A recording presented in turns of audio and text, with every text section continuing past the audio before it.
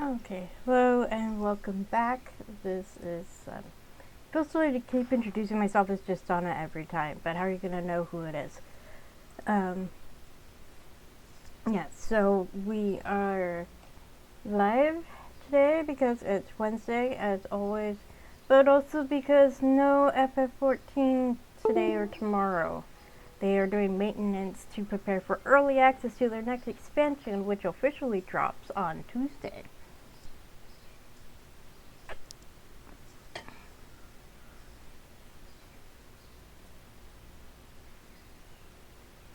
So, because FF14 is down, I might go ahead and stream again tomorrow since I would normally be playing that. I mean, normally I would be playing it now if I wasn't streaming, but I stream on Wednesdays anyway. So that's okay. So I haven't quite decided what I'm going to do tomorrow.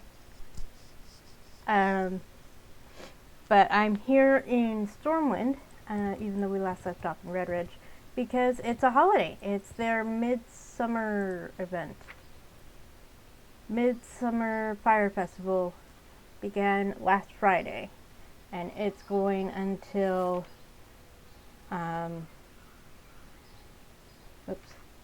until next Wednesday. And then there's going to be a fireworks spectacular because on July 4th, because it's a holiday in the States, which is where I live. And apparently Darkmoon Fair is twice a month now?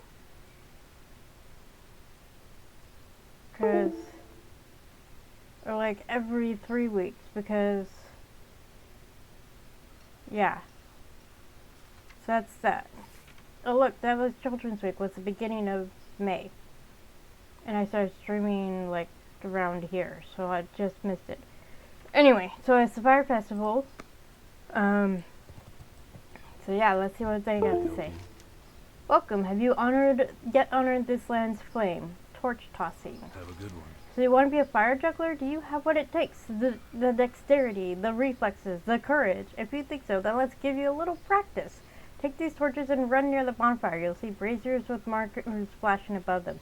Toss a torch at a marked brazier. Be quick. Do it before the mark fades. If you want credit for the toss, hit enough marked braziers before the time limit, then come back here for your next lesson. Win the torch tossing game, then speak with the Master Fire Eater. You know what? I'm good. I'm really... For the Alliance. I don't think I've ever really tried it, and I don't want to. Join the festival, Hunter. While the Flame Wardens tend to the fires of the present, I am more of a historian, keeping close the festival's past. I'm also, of course, documenting this year's festivities. Things are going well thus far, don't you think? You know, Jasad, there is power inherent in all festival fires burning throughout the holiday. We're taking care of ours, for I'm certain there are sacred flames burning deep within our enemy cities. incense for the summer scorchling. Watch, get her back. Did you know that our festival fires burn in every land with an alliance settlement? Flame wardens tend to them in camps outside of each town, ensuring the bonfires are bright and the celebrations continue. With each flame warden is a summer scorchling, an emissary to the elemental spirits of fire. Would you like to honor a scorchling jigsaw? Take this summer incense and bring it to any summer scorchling. Appease a little fire spirit and it may reward you. Festival Lore Master wants you to take summer incense to a summer scorchling outside any alliance settlement. And you'll get burning blossoms, and they allow you to buy goodies. It's like currency for Midsummer. Earthen Ring Elder, the Earthen Ring. What? The Twilight Cult seeks to undo everything we fight to preserve. It is our sworn duty to prevent this calamity from coming to pass, Warden. Unusual activity.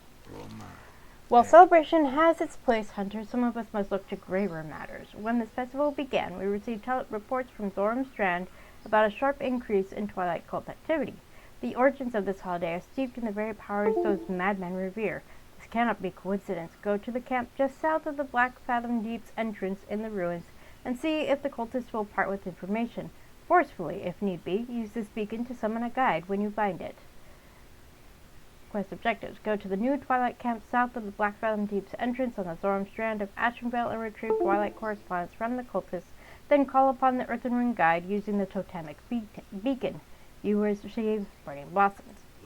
Okay, so that is actually on the other continent. Midsummer Supplier. Handful of summer petals. Helm of the Fire Festival. Look at how many burning blossoms you need. Mantle of the Fire Festival. Vestment of the Summer. Sandals of Summer, Brazier of Dancing Flames, Captured Flame, Elderberry Pie, Fire Toasted Bun, Midsummer Sausage, Toasted S'more, Bag of S'mork Ingredients, Fiery Festival Brew. See you soon. So what he meant about braziers in in enemy territories. Basically, Alliance and Horde players can go into enemy territory, since I'm Alliance, I could go into a Horde area and snuff out their flame. But the thing is, there are guards around every settlement. There are guards near every bonfire. So you would be flagged for PvP every time you tried to do that. Oh, and this is actually the main reason I came over here. Ribbon Pull.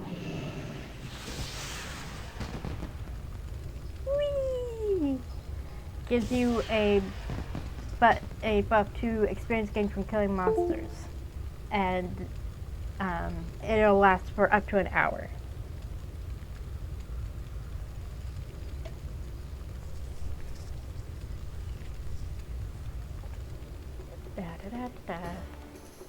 Now, of course, you can move around. You don't have to stay in one spot.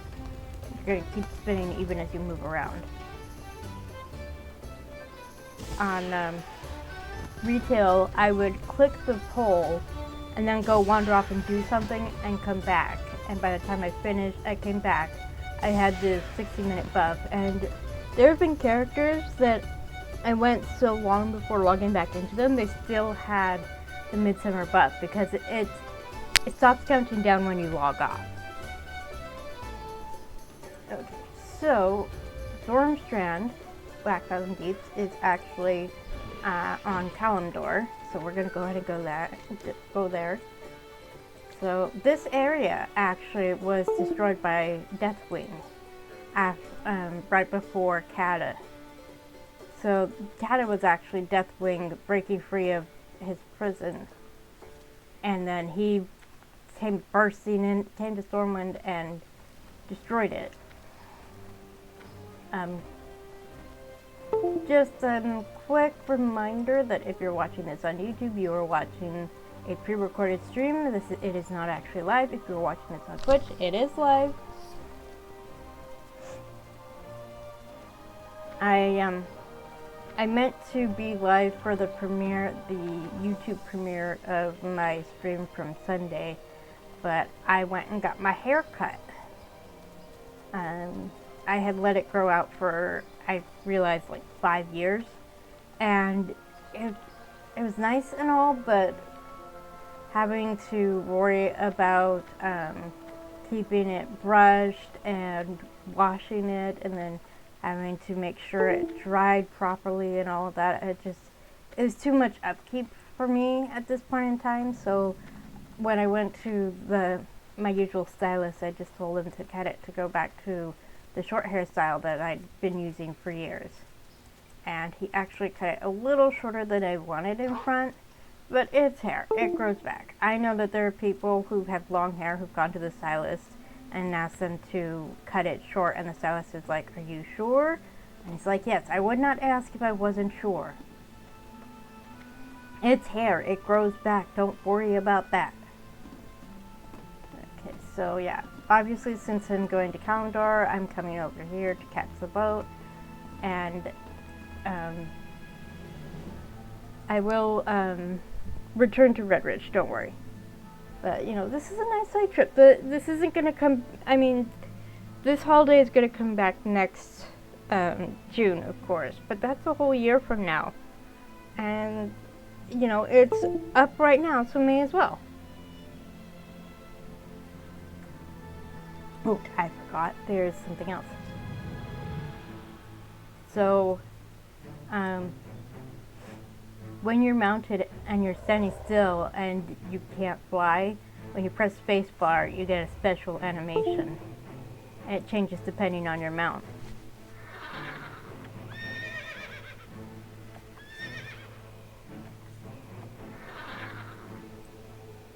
So that's a fun little tidbit. Some of the mounts have really cute animations.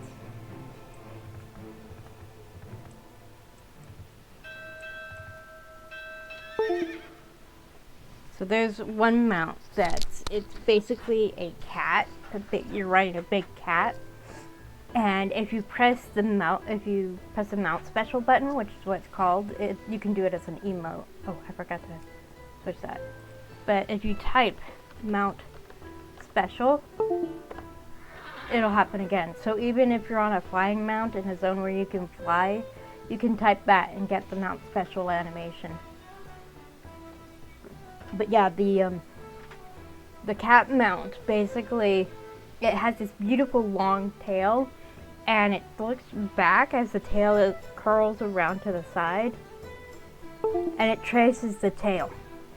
It's so cute. And there are a couple fox mounts, and basically the fox mounts, if you press the mount special button, they'll jump and try to basically burrow into the ground. Which, if you've seen animations of foxes hunting, you'll understand what that animation is supposed to represent. So there's that other ship that will actually take you to Northrend. One of them will. So there's 2 ships to Northrend that you can take, and it will take you to either this end or this end. So depending on which end of Northrend you want to start at, that's when you pick which ship to take. So if you want to start over on the west end of Northrend, you can take the ship from Stormwind. If you want to start on the east end of Northrend, you take the ship from, I would say Ironforge, but it's not actually called it's not from Orangeforge, it's from the Wetlands. But basically the nearest capital is Ironforge. So,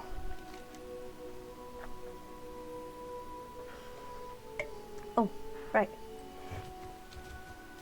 So before I go to Black Fathom Deeps, we'll go back to Darnassus.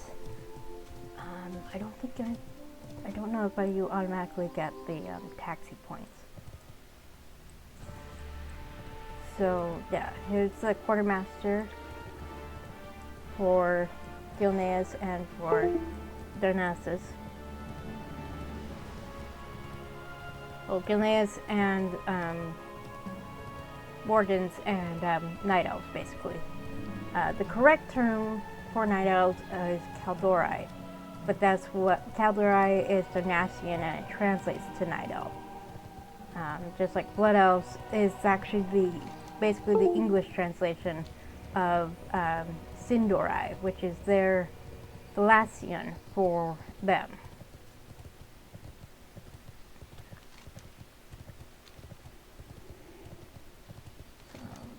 sentinel, so coming over here for a reason. Here we go. So these are the 2 horses that Worgens can buy. They were not actually available when Worgens first dropped, because of course we had the running wild ability. So why would we need to buy a mount? But some people don't want to use the running wild ability, so we want a racial mount. So we can buy the mountain horse or the swift mountain horse. Swift mountain horse is basically when you get level 40 riding. That one I would have to pay for. And you notice it's 8 gold just for one of them. So the nice thing is when you buy a mount from for a specific race, it's actually available to everyone of the same faction.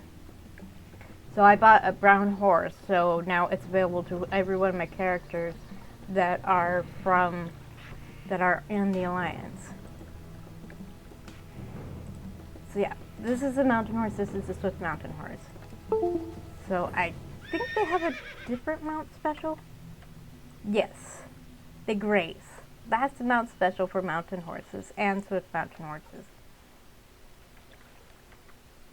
So the brown horse, all the horses that you can get if you're human are they have the same mount special animation. They'll do the rearing animation. So if I were to get a swift mountain horse later, then it will graze as well. So it's slightly disappointing as an animation, but it's cool. So these are all of the night elf mounts. The Swift Storm Saber, it means it's a level 40 mount. Riding means it's a level 20 mount. So we can have a white tiger or a snow leopard, or this is called a night saber, and it's basically kind of reverse colors of a frost saber. And then striped dawn saber, it's kind of like a very pale version of a tiger. You notice that the swift mounts also have the armor on them. It's the same with the horses for humans. They have the swift horses have the fancy riding tack on them.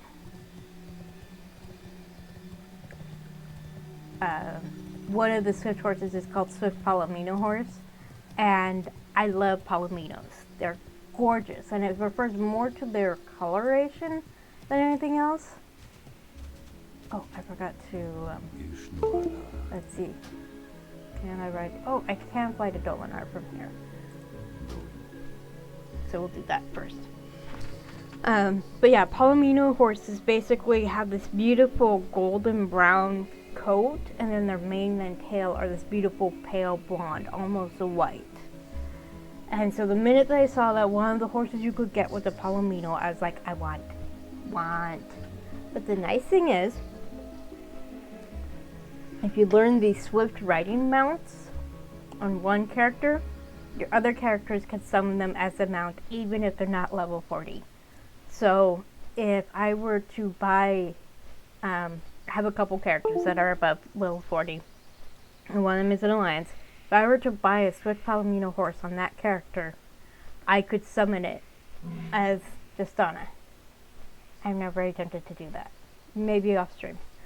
Speaking of off stream, after I finished the stream last week, I leveled up her leatherworking so that I could do the Darkmoon Fair quest.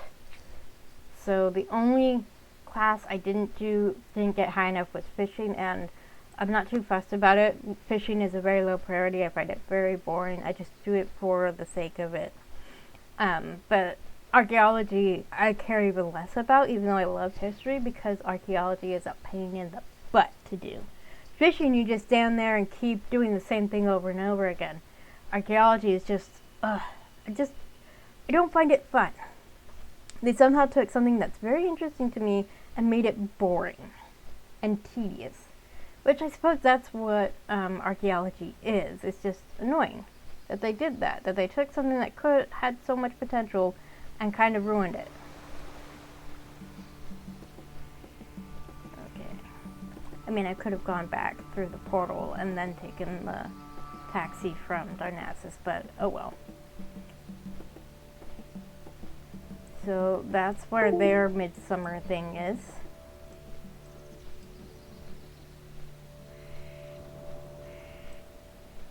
And the NPCs by the fires in each of the capital cities have the same quests available. So, so if I hadn't, so you saw, I don't know if you noticed, there was an exclamation point underneath as I went by. That was for the quest that I didn't pick up in Stormwind, because I don't care.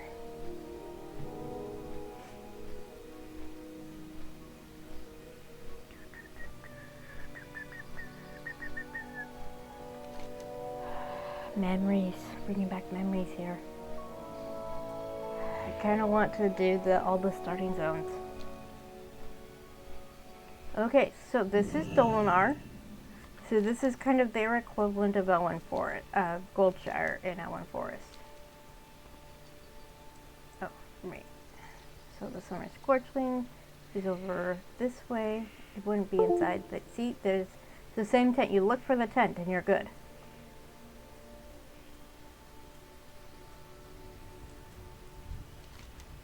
Incense for the Summer Scorchings. A fiery salutations to you, honored hunter. Welcome to this hallowed ground of the Midsummer Fire Festival, Summer Incense. Ah, and what is this? Such a delightful aroma. I am sure it will burn with a flame pure and bright. Take this blossom, Tisana. Take it and leave me be. I must attend to this precious fuel. Thank you again, Tisana, for this delectable incense. So good, so packed with energy. It has everything a growing Scorchling needs. I feel the power surging within me. Now, finally, our plans can take effect. Kneel, little mortal, kneel before the might of the Herald of Ragnaros. You will all perish in flames. Ah, I was merely jesting. Sure. Tells yourself, Flame Warden. Welcome, hunter. Have you come to honor this flame? Remember, our festival fires burn in every land within the Alliance settlement. Make time to honor each of them if you can. The Horde, too, brings fires of their own. You would do well to desecrate such unworthy efforts when you see them. Honor the flame. Honor the Teldrassil flame. You will receive gold, experience, and currency. Ta-da!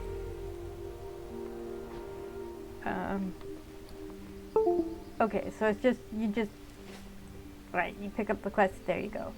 And there is an achievement for honoring all of the flames and for desecrating all of the Horde ones. Good day to you. Playing with fire. See you around. Oh, he's just sending you to the fire tossing dude.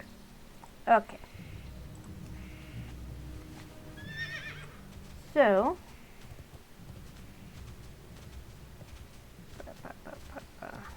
back to you. Greetings. Show me where I can fly.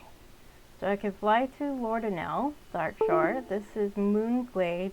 This is actually where druids gather. It's kind of their sanctuary. So there's a bigger one that is revealed later than Legion. It's not available right now.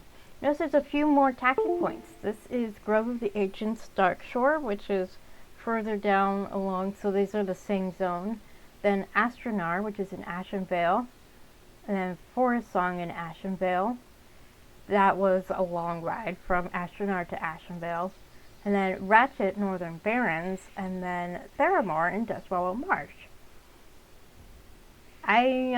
There is actually a dungeon in the Northern Barrens that it's easy for Horde players to get to, not so easy for Alliance players, especially low-level Alliance players like Justana.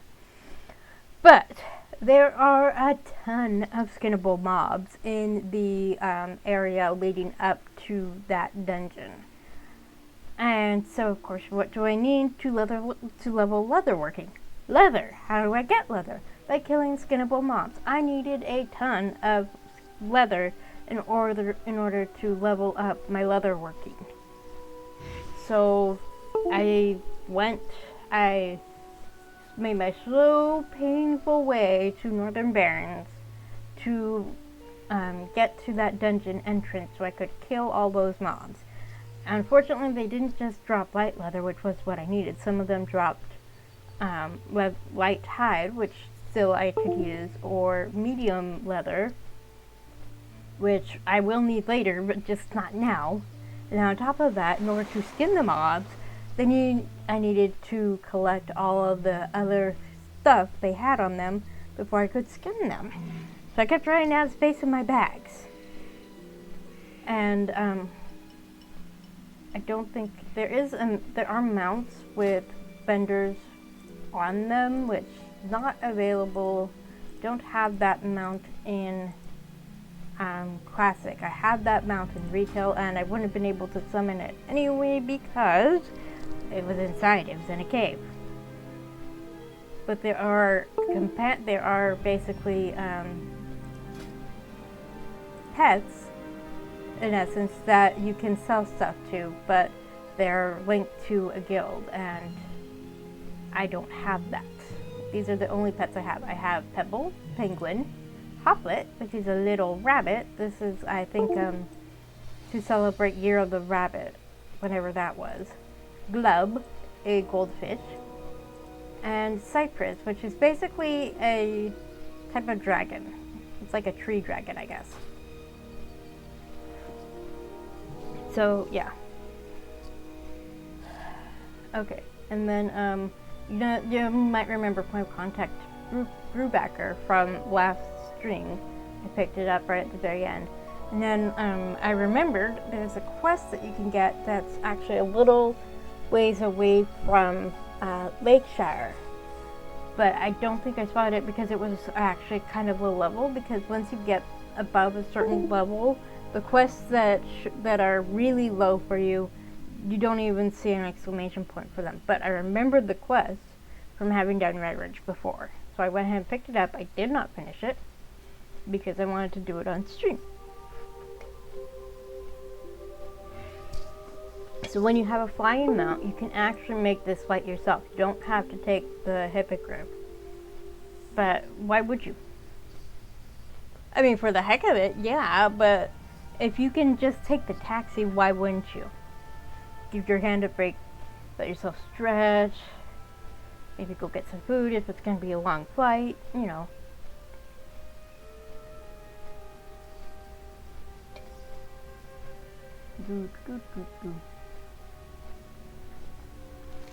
So if I remember correctly, this was not actually the center of the Night Elf stuff in Classic. It was actually here. No, here, Ruins of Aberdeen. There used to be a taxi from here to the wetlands in Eastern Kingdom, and that was how you got from one continent to the other. You didn't take a boat from basically Darnassus to Stormwind. So I actually made the run from the ferry in wetlands to Ironforge. And you just have to be prepared to die a lot, because at the level I was, everything was a much higher level than I was, and I remember dying a lot, because I didn't even have riding at that point. Which shows you how low level I was. I think I had just finished the starting zone. So yeah, this is new. I mean, a whole lot of zones changed with Cata. So I remember doing all of this stuff with my sibling, because we created a couple of druids together.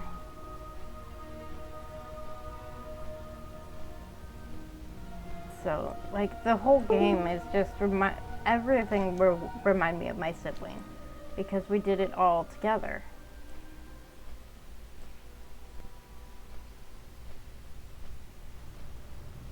And I think I will always miss them. But they wouldn't want me to stay away from the game just because it reminds me of them. And actually, they would probably want me to continue playing, continue enjoying it. Maybe they're watching me play it right now. Who knows? Kind of creepy when you think about it that way. Okay, so I don't know if you can see this red arrow down here, but Astronar is over here. I need to go over here, so I'm gonna go ahead and oh no, it drops you off at the nearest taxi point. I should have pressed this before I got to Grove of the Ancients. I should have actually picked Grove of the Ancients. Oh well. So Astronar is over here. Forest Song is over here. Do you see how long this road is to get there? So there is actually a quest you can pick up in Astronar where someone wants you to go help the people over here in Forest Song, and you can ask for their Elec, which is an elephant, because it was a Draenei, to take you over to Forest Song. So I did that in order to pick up the taxi in Forest Song, so that I wouldn't have to make the run myself. I did have writing at that point.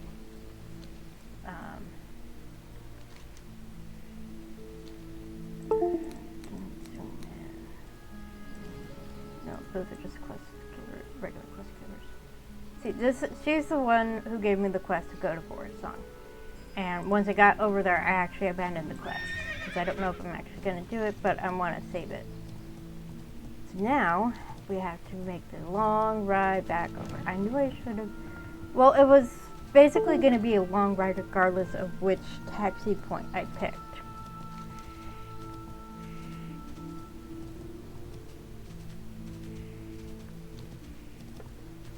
But thankfully, I have my Hearthstone set for Stormwind.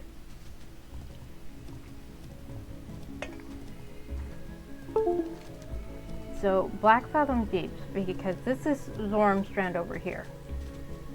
Black Fathom Deeps is a dungeon, and it can be a bit of a pain to do.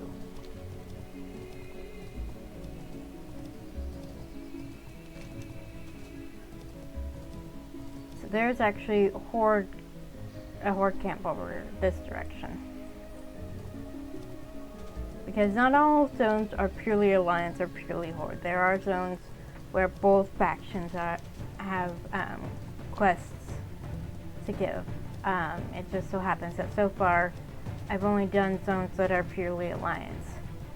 So there are Horde, you can work as, you're actually sent here from the Northern Barrens to do stuff if you're in the part of the Horde. So probably for a lot of players, this is one of the first areas where they actually encounter players from the other faction. Unless the players decide to go to, say, Goldshire to desecrate the fire there. In October, there's holidays throughout the year, but in October there's I forget what it's called, but it's basically their version of Halloween. And there's a Wicker Man, which is a huge wooden effigy that's supposed to stay on fire. And Horde and Alliance players can go and snuff out the fire on those. And for the duration of the event, you can pick up a broom and use that as a mount. It's only available during the holiday, but you can hang on to the item and use it again the next time the holiday rolls around. So it's always the same. The nice thing about WoW is you can get the same items from the holiday year after year. So it doesn't change like it would for, I forgot that there is a Flight Master here. So I could have taken a Flight Master here, but I had thought to grab that. I forgot there was a taxi. So yeah, this is actually, whoops. I keep trying to press Z to dismount because that's what you do in FF14. Oh, I don't have my pet. Can't don't have my doggy. Or my crabby.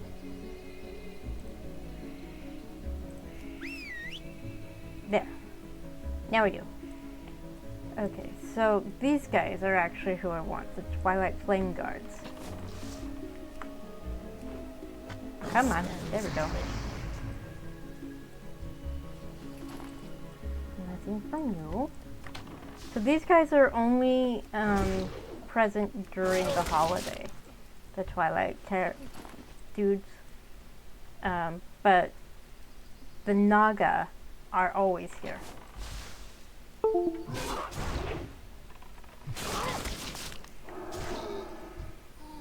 There we go, Twilight Correspondence. So let's move away. Totemic Beacon. Oh, Storm Strand. We'll fly.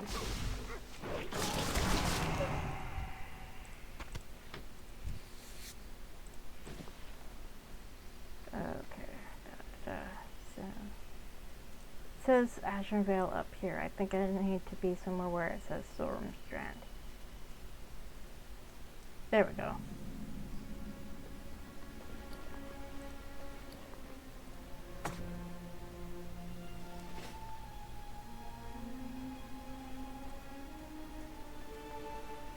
There we go. What is it you need? What have you uncovered? This is worrisome, friend. It hints at a much larger plot beyond simple agitation of the local fire and water elementals, and something here bears investigation.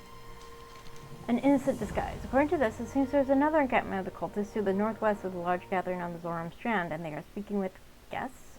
Much could be learned from listening to these proceedings, Worgen, take this orb. It will allow you to appear as one of the native crawlers on the beach, spy on the conversation with these guests of the cultists at the northwestern camp, and report back to me when you are successful. Use the orb of the crawler to spy upon the new Twilight camp to the west of the Black Dune's entrance on the Zoram Strand in Ashen Vale, then summon the Earthring Guide using the Totemic Beacon. Okay, so... Oh! I picked my crabby pet well. So you notice that the Twilight dudes are green for me now, but the Naga are still red. I have to be careful.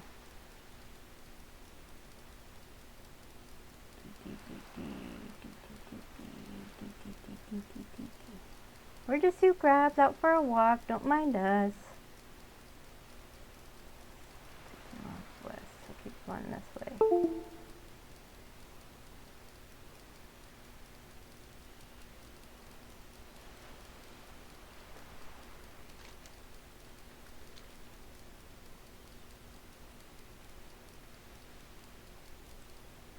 Okay, so I think it's past the entrance to the dungeon, which is to my right now. I mean, it's a great way to get around if you don't mind being a crab. Crabby, crabby, crabby. Crab walking.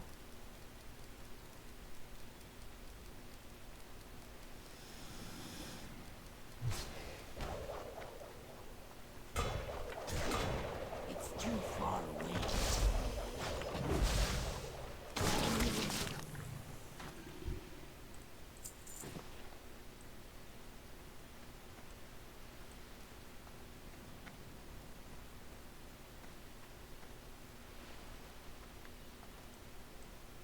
I don't know if I've ever actually done this.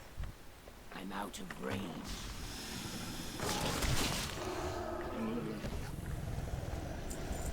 If I did do it, it was a long time ago when Cata was actually current. Here we go, this is what we're looking for.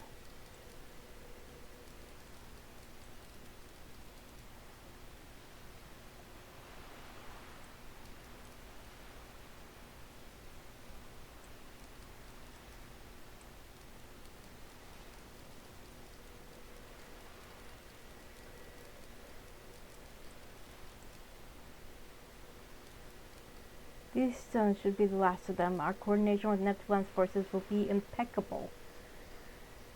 Yes, the Tide Hunter will be pleased with this development. The fireworks will weaken. Assemble the schools. We will wash away even the memories of Lance and the Horde from Ashenvale. Your own preparations? Will the Frost Lord have the path to the portal? Oh, that's right. God, this has informed us well. We have worked our way into the slave pens and await your cryomancer. The ritual in Coilfang will bring Ahune through once he is fully prepared, and the resulting clash between Fire Lord and Frost Lord will run the foundations of this world. Our ultimate goals are in reach at last. Aha, okay. Right, there's usually, sometimes there's a special dungeon that you can queue for. I don't know if I can at this level. I mean, you get the quest, naturally.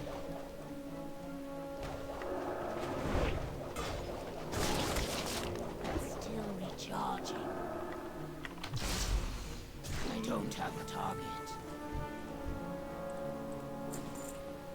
Okay, it was here.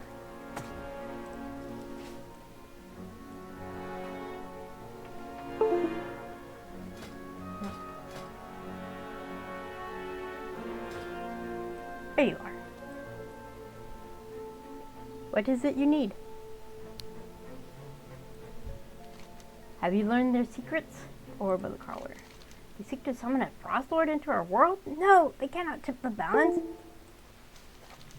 Inform the Elder. This information must be spread to the entirety of the Earth Ring. I'm not certain how to proceed, but the Elder who set you on this task in the first place may. Please return to the Elder and seek the next course of action. We must do something. Travel to the capital city and speak to the Earth Ring Elder. So, that's when the Hearthstone comes in handy. But the special dungeon that you get here will send you to actually a dungeon in Burning Crusade. And it's just you fight the one boss and then you're done.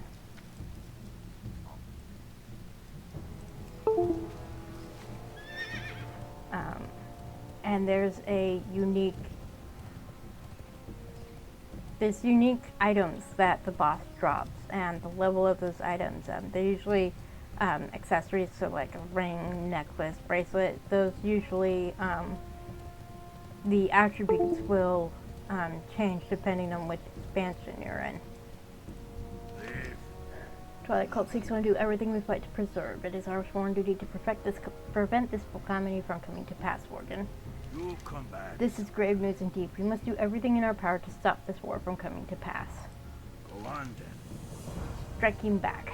Cue for the Frost Lord Ahune Ahune, striking back. Peacefully. We must act to preserve the balance. Time is against us. Return to the camp on the Zoram Strand with the large ice stones. They use them to communicate with the elementals as they do in Zelda. Much as I am loath to do this, the spirits will understand. You must summon one of this Ahune's lieutenants and destroy it. Perhaps this forestalling action will be enough. Slay the Frostwave lieutenant summoned from the ice stone located on Zoram Strand in Ashenvale, then return to the Earthen Ring Elder and in Capital City. So I might have been better off going to the Elder in Darnassus.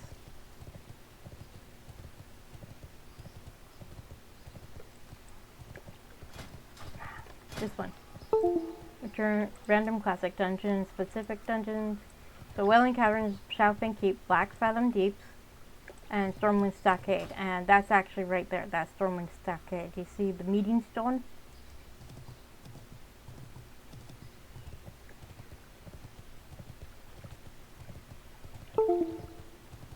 So apparently the Dungeon Finder was introduced in Cata. I didn't even try to do dungeons in Cata Classic or Burning, or sorry, not Cata Classic, Classic, Burning Crusade Classic, or Wrath of the Lich King Classic. I didn't even bother, because it was the play style was driving me crazy. It was so painful. I was like, no, I can't do this. Can't do this. So, we're going back. So it's going to take me like half the stream, or half what I usually do for a stream, just to do the holiday stuff. but I may go longer anyway. We'll see how close I am to the end of Red Ridge when I actually get back there. But at least this time I can take the taxi closest to where I need to go.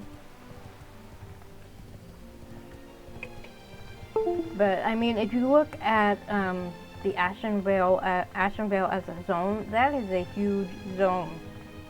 So the number of taxis gives you. Oh wait, Blinsky. So yeah, the number of taxis gives you an idea of how big the zones are. There were not nearly as many taxis before Cata, if I remember correctly, which was painful, especially when you couldn't ride, you could only run. And there wasn't even, you didn't even have a sprint button like you do in FF14. In SWOTR, you can toggle you can do RP walk or run, and that was it. You can walk, actually, now that I think about it. Let's see. See, this is the walk. Now I'm running.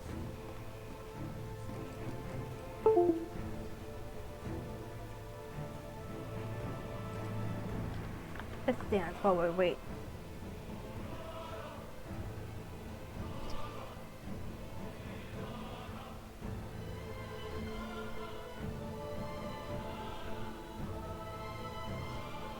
So that Draenei woman that I pointed out earlier, that's the Draenei woman, and we encountered a Draenei man in Westfall. So very big difference in terms of build between the two, and even the female and male Worgens are very different in terms of build, just not as drastically different as Draenei.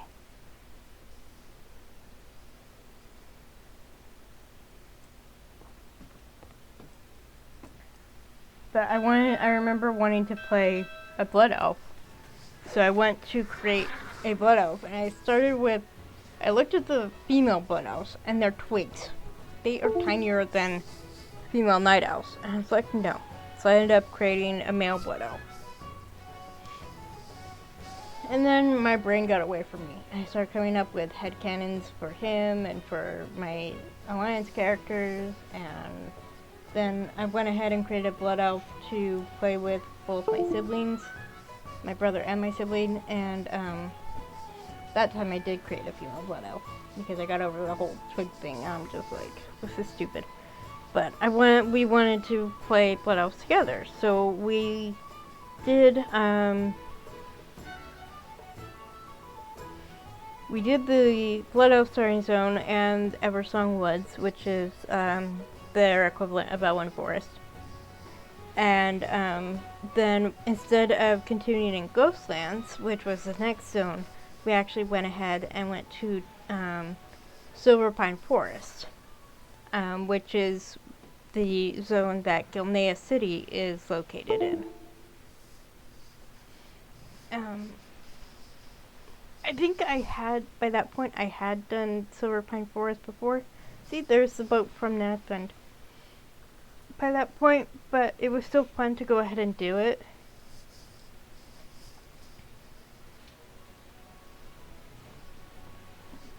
And then, I don't remember where we went from there, but we had fun. And we had also played human characters together. My initial character, Jessana, my siblings, human paladin, and my brother also created a paladin.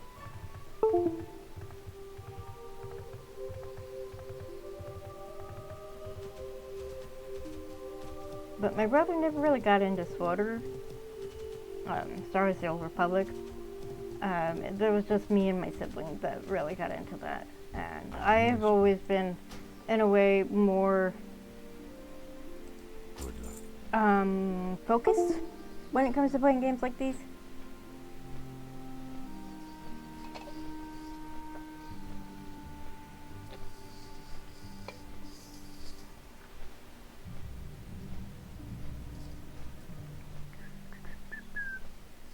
So,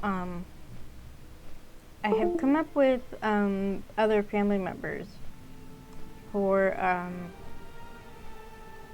basically my blood elf. That first blood elf that I created, I basically, in my head, he's married to my human hunter. And then I created a priest to go with my siblings, and she's also involved. So it's a throuple because I can. So I had created his father as a demon hunter, or Illidari, basically. Illidan was the first demon hunter, and you actually have to fight him in Burning Crusade as one of the final bosses in a raid. And the Illidari are basically the blood elves and night elves who followed him. So I created his father as a blood hunter, and her mother, not blood hunter, demon hunter, and her mother as a demon hunter. So I recreated. So then it's like, well, what did they do before they became demon hunters? And why did they become demon hunters? And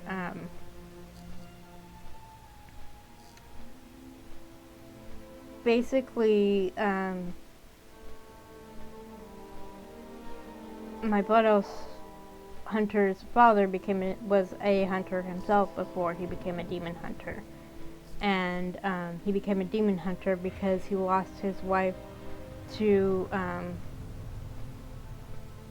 the Lich King, not realizing that she had been turned into a Dark Knight.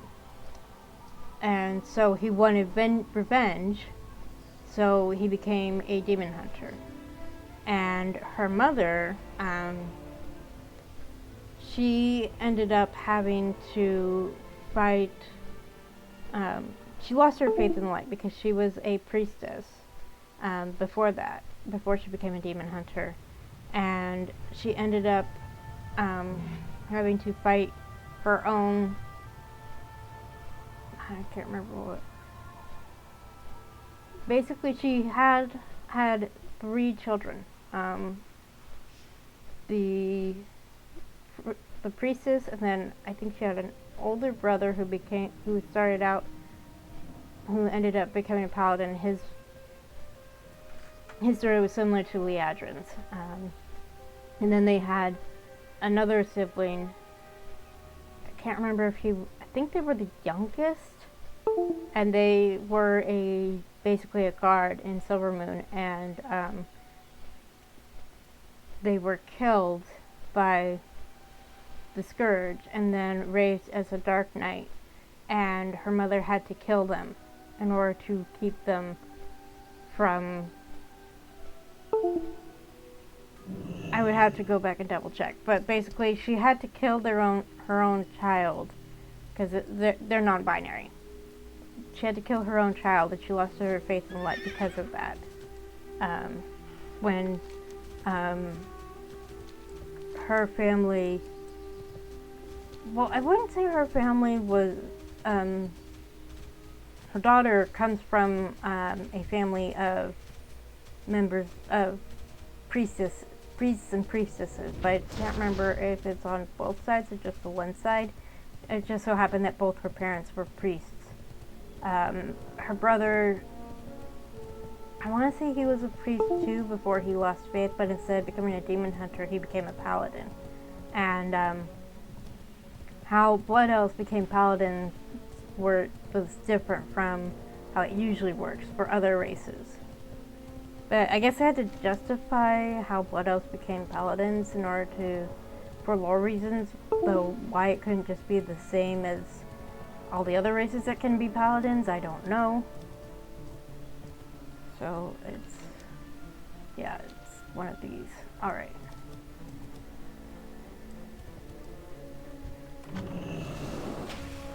But, so of course, my 2 blood elves have a son of their own. The stone radiates a bitter cold, chilling the air around it, and the platform on which it sits deep within its facets, a blue light pulses, waiting. Lay your hand on the stone. You will not stop the Frost Lord from entering this world, mortal. The Tidehunter's might will crush out of Ragnaros once and for all, leaving your land a frozen paradise. I can't cast it. Oh, can't loot it. Alright. Return to the Earthen Ring Elder. So I'm actually going to go to Darnassus instead. Because I think partially because my Hearthstone's on cooldown, so I can't use that right now anyway. So yeah, my two Blood Elves, the Hunter and the Priestess, have two children together. Their oldest is a paladin, and the way he became a paladin is slightly different from most Blood Elf paladins, because it changed from the initial reasons they became paladins. The way they started becoming paladins was unique, but I like to think that later paladins had different ways of becoming paladins. And then they also have a little girl who's not even 10, and she's going to end up becoming a hunter like her father. And then my human hunter, who was it's always been my main, is also involved, and they have 3 children. Good luck. They have a son who's a little older than the daughter, and he's actually going to be a monk. Which is funny because his biological parents are both hunters, and actually they both come from well, actually, I can't remember what his mother did, or did I even come up with it? But yeah,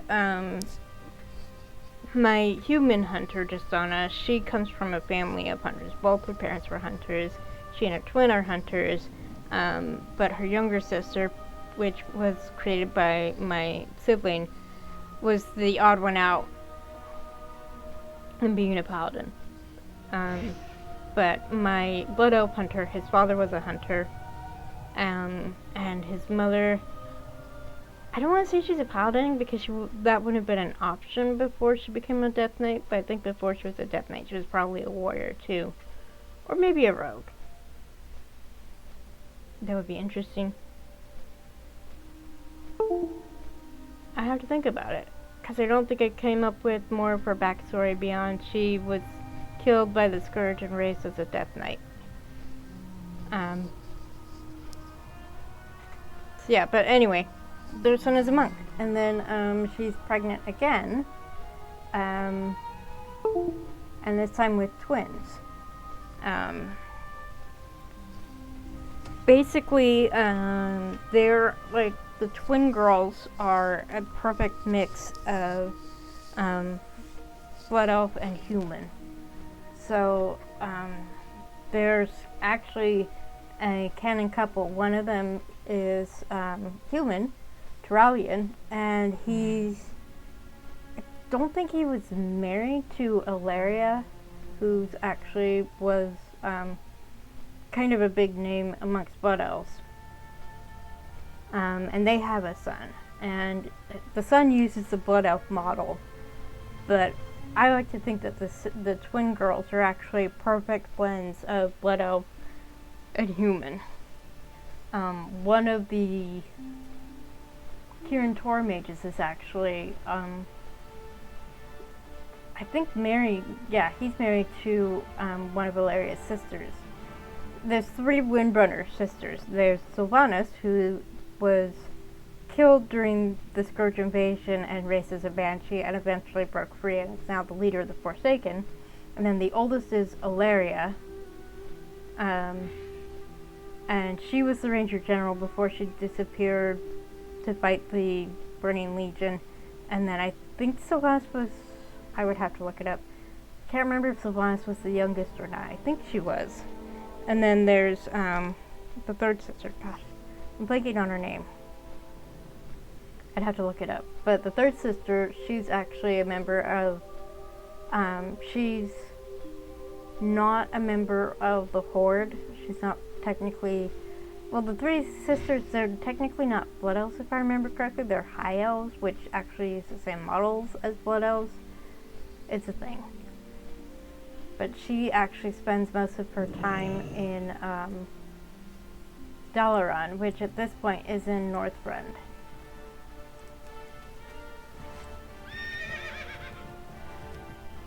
So there's all kinds of lore to deal with, and it can get very complicated, but Turalian and Ilaria are both missing, so their son has grown up without them, basically. He is a paladin too, and we finally find out what happened to Turalian and Ilaria during Legion.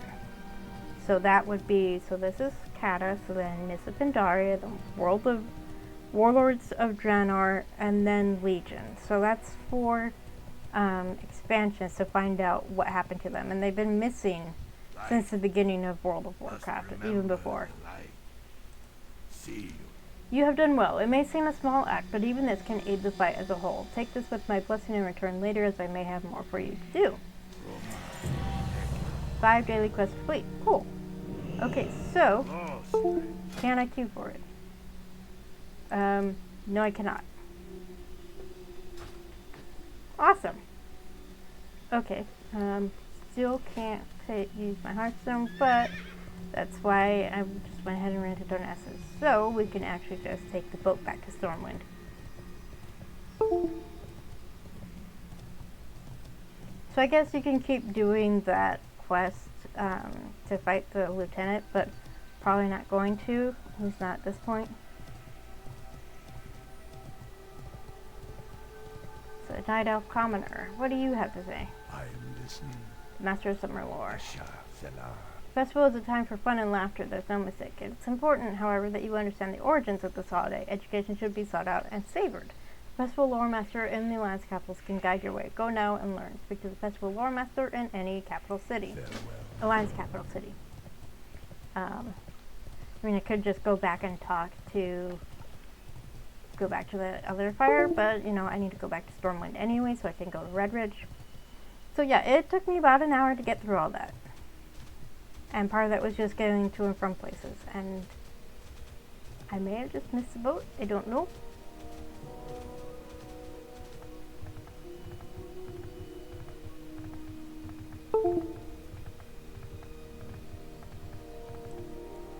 So then, this my Worgen Hunter, though she's named just Donna in game here,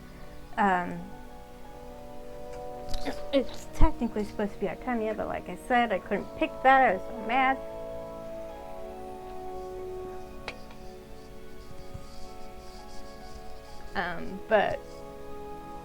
She was actually involved with another Worgen when she reunited with my human hunter, her twin. But the other Worgen cannot see past Alliance and Horde. She cannot see past that, the faction division. So, basically she broke up with my Worgen Hunter. But that's okay, because her twin sister had a friend who's a Kaldori mage. A Night Elf mage, I should say. And Night Elf mages had their own issues. It was mages that caused the sundering. So for a long time, Night Elf mages weren't a thing. I mean, you couldn't create a mage as a Night Elf. Not until Cata. So I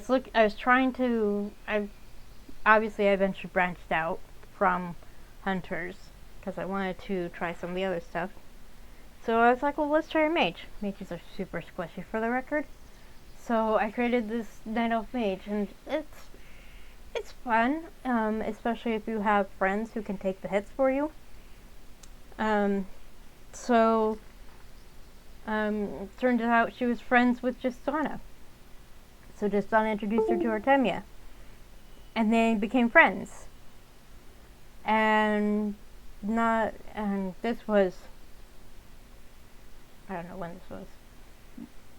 It was after, kind of maybe during Mists of Pandaria.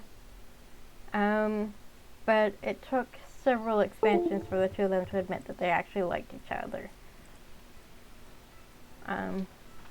But yeah, by the end of Legion, they're together. So then, of course, I had other Night Elf characters that I created, including the druid that I created to level with my sibling. We created a lot of characters together, obviously, because that's half the fun of playing World of Warcraft, was to play it with people, with friends, whether they were family or not. So I have this whole a lot of my characters are connected somehow. Even some characters that I like, one-off characters, or like I created not only my priestess's mother, I also created her father and her brother. I think he's the oldest, and then it's the priestess, and then the warrior. And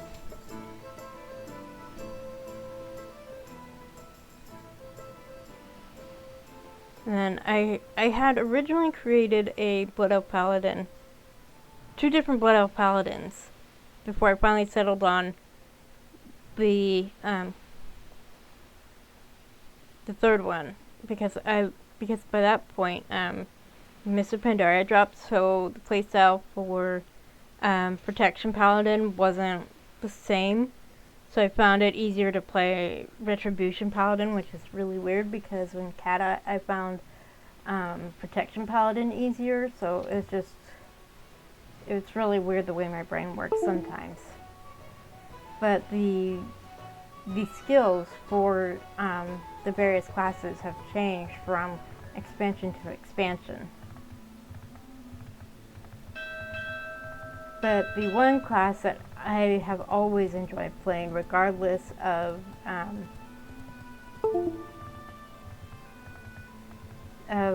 the changes, is Hunter. There's just something about it that just clicks with me no matter what.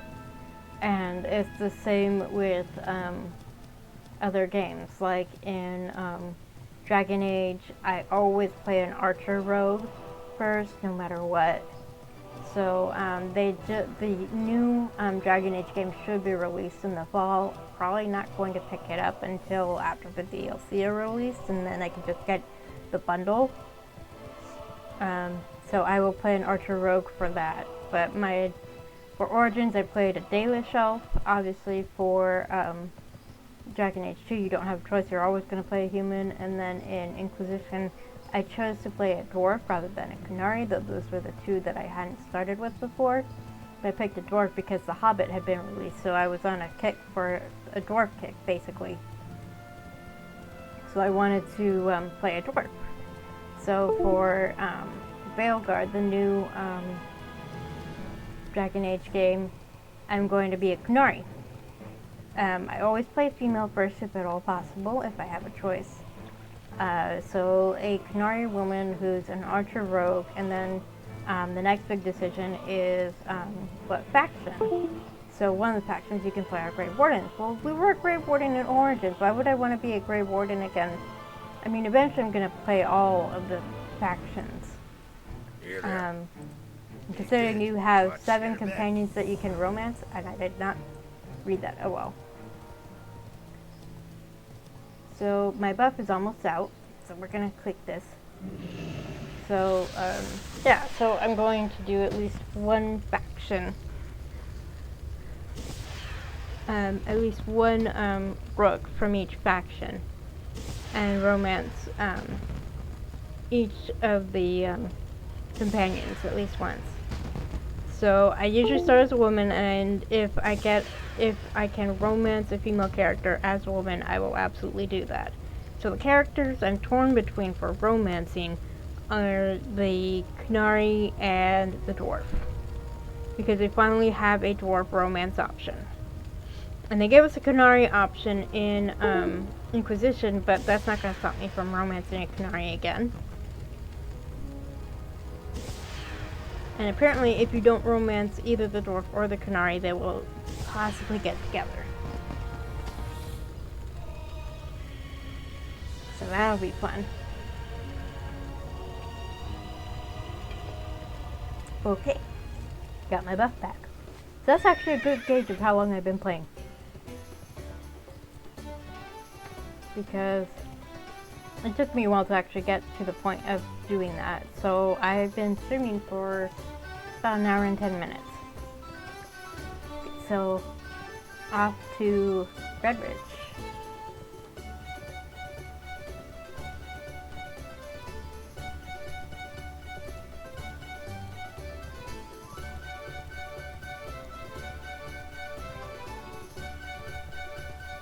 Just enjoying the music, don't mind me.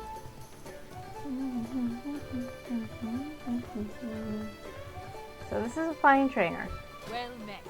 I don't have anything available from her because I am not high enough level, and I think you need to have the flying for both forms of riding, the other two riding first. So you notice I now have Booty Bay all the way down here. This is where the boat from Ratchet in Northern Barrens ends up. But to get there, you have to basically run through Duskwood, Northern Stranglethorn, and the Cape of Stranglethorn to get to Booty Bay. Unless you basically run from Ashenvale down to the Northern Barrens, and that was fun. I died twice. So I also went ahead and I took the Deep Run tram to Dunmorogue, to Ironforge in Dunmorogue, and then actually that rare that I was talking about taming is over here in this zone, which I don't have a taxi up there because I actually missed picking up that taxi. This area right here is actually a Cata zone, but wetlands. This is the where you pick up the boat that will take you. There's two boats you can pick up. You can take the one to Theramore, which I pointed out on the other map, or to Northrend. So we're going to finish in Red Ridge, so we're going to take the taxi to Lakeshore. And I am amazed that I'm remembering all of that stuff. It's all coming back to me.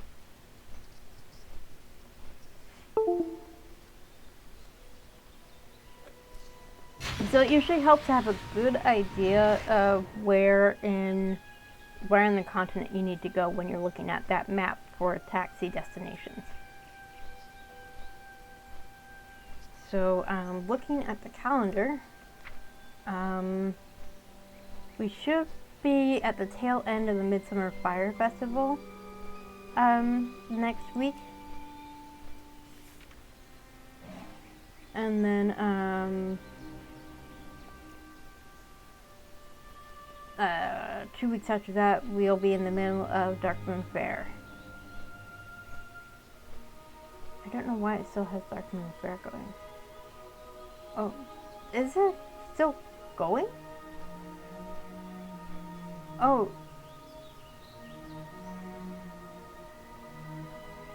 Darkmoon Fair started Sunday and it finishes... Is it every other week? It's just hard to tell because the Midsummer Fire Festival thing is... Huh. I wonder if it alternates weeks between Classic and Retail.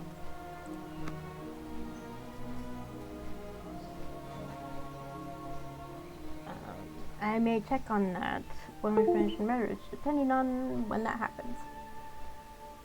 Okay, so, Belly Grub's an unwelcome guest. Kill Belly Grub and take Belly Grub's tusk. Once again, my garden was trampled and pillaged, and I know who the brute who is doing it. It's that forsaken boar, the one Marshal Maris has taken to calling Belly Grub. We won't be able to replant the daffodils until next season now. Ruined! All ruined by that one missing boar.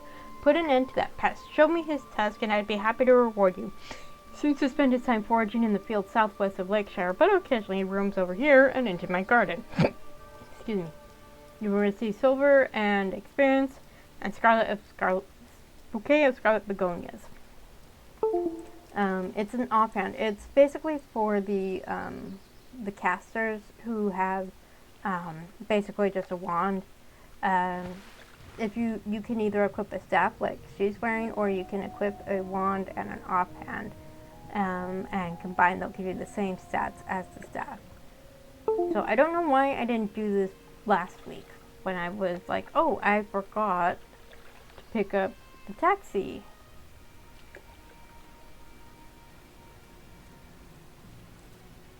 So it seems like the stream on my tablet is occasionally freezes, and then but I don't know if it's just on my tablet. But it seems to be doing okay. So this is the quest giver, Marty Jane Rose. Is Belgrove still at it, or were you able to rid Lakeshire of the pest once and for all? Be careful. So this is the garden. The belly grub. There's belly grub.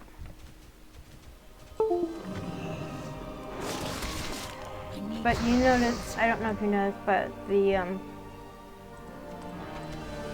her level is gray for me.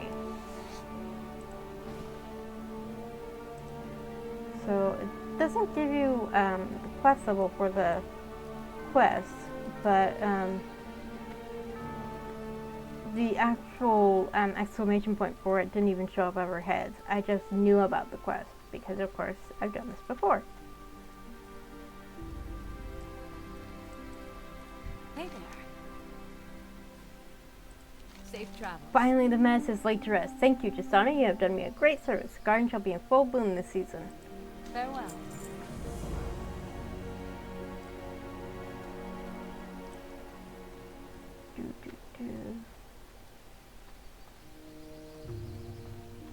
So I'm going to swim back across the lake to get to the taxi, but after I sell some stuff.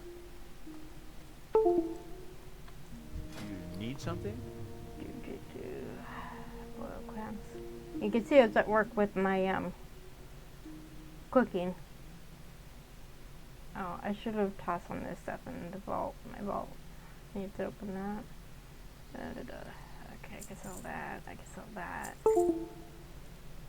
Sell that.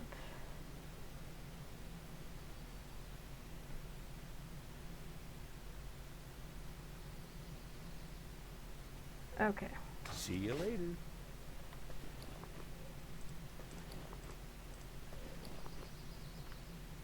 Is this an upgrade? 39 armor, 42 armor. No, it's not. So I can Hello. actually sell that. That was actually something that I made. You can see in the tooltip in green it says made by Justana. That shows that it was crafted Safe by a travel. player. And it lists whatever the player's name is. I couldn't actually point it out with my cursor because then you wouldn't be able to see it. So this was from a thick shell clam, so tangy clam meat, so I can't do boiled clams with it. So I have plenty of food. I could probably just sell it all.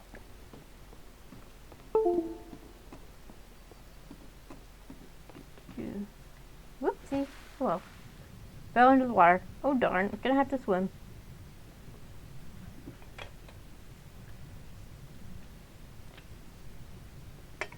So there was like I think I get the most hits on my World of Warcraft videos. I wonder why. Okay, so now the reason for leaving off where I did comes into play. Well met. I can now go to Camp Everstill. I can just fly there.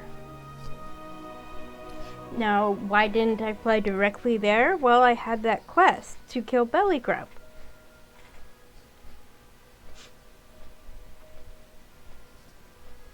So, when my very first character, my very first hunter, I was like, hey, there's a road here. I wonder what happens if I follow it. Look at the level for that zone. 50 to 52. I was just high enough for Red Ridge. It did not go well. We'll leave it at that.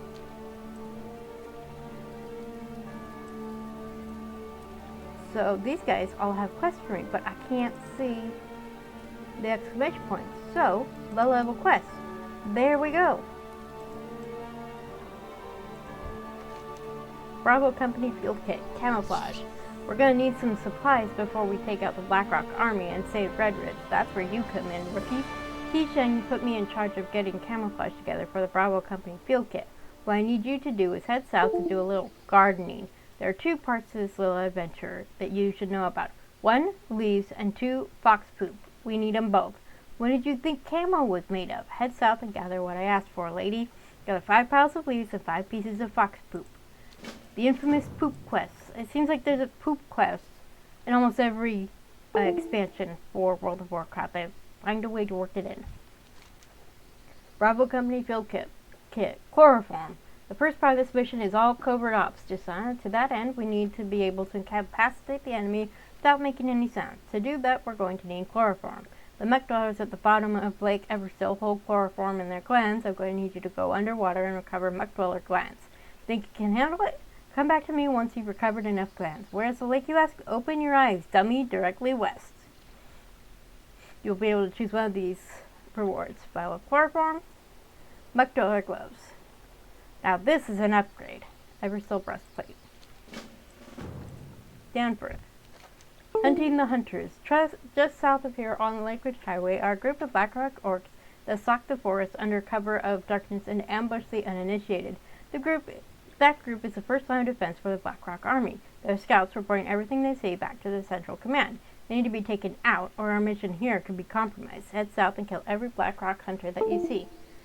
Quest objectives: kill 8 Blackrock hunters. Okay. Alrighty, so let's jump in the lake first.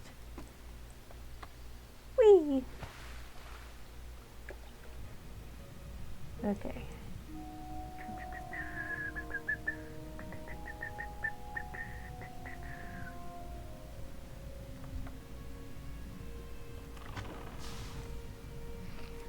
I don't think you're guaranteed drops here. Homeland's leather vest. Ooh, cool. Oh, I can't skin them. Can I learn that recipe? No, I cannot. At least not at this point. Okay.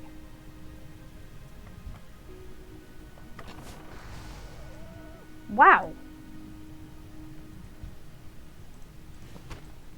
Okay, so far batting 1,000 here.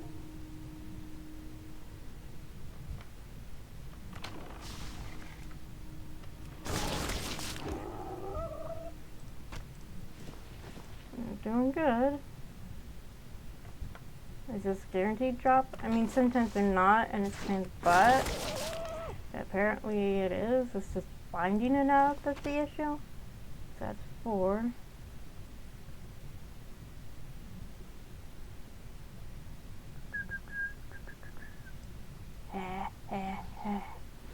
Oh look, that rare is back. I could actually skin him this time.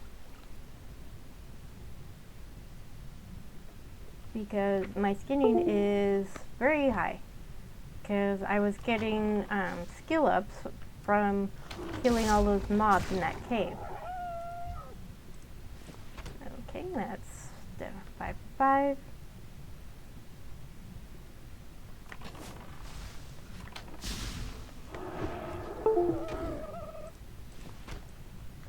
So these waterlogged footwalkers, rogues used to need to level up their lockpicking ability. It didn't automatically level up. So during before Cata, rogues would use these waterlogged footlockers to help level up their lockpicking.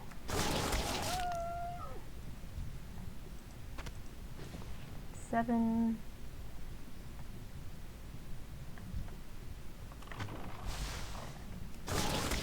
I have no idea what's in them. But if you don't have a rogue, if you have a blacksmith, then they can create skeleton keys, which will unlock locked boxes like those. So that's 8.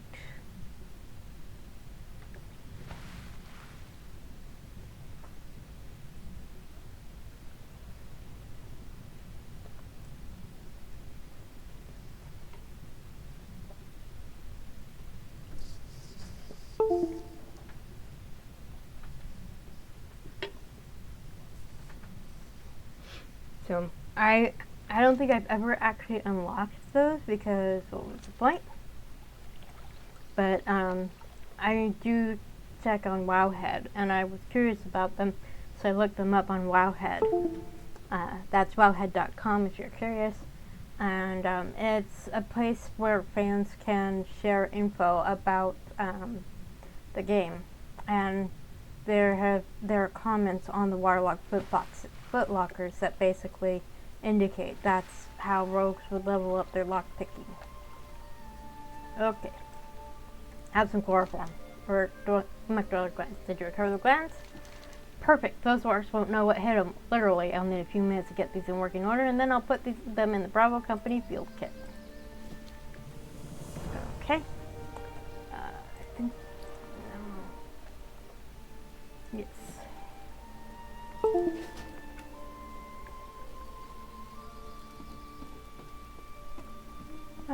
For the heck of it, let's do some fishing. Just because I said I hate it doesn't mean I won't do it occasionally. Sagefish. Especially because they'll give me something I can cook. Cook. Because I don't think I've actually done cooking on stream.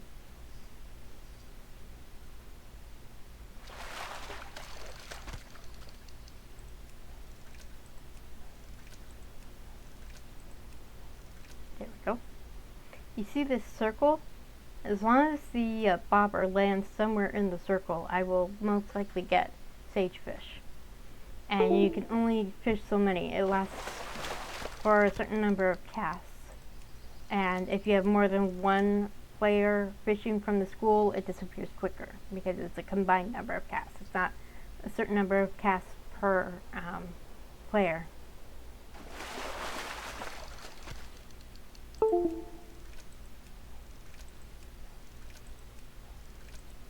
And should have shown you, but if you can see the school of fish even from underwater.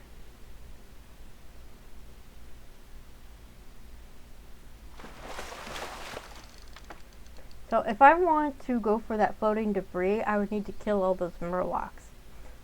Or just wait until I'm high enough level that they'll ignore me.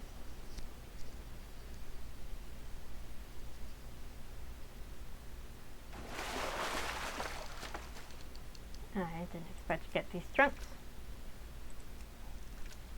That'll work.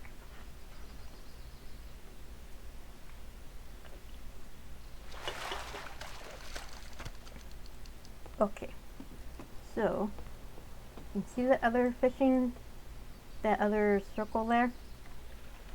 Let me go underwater real quick. If I can. There we go.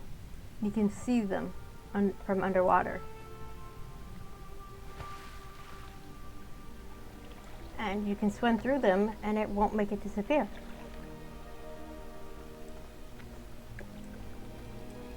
The only thing that will make it disappear is if you fish in it.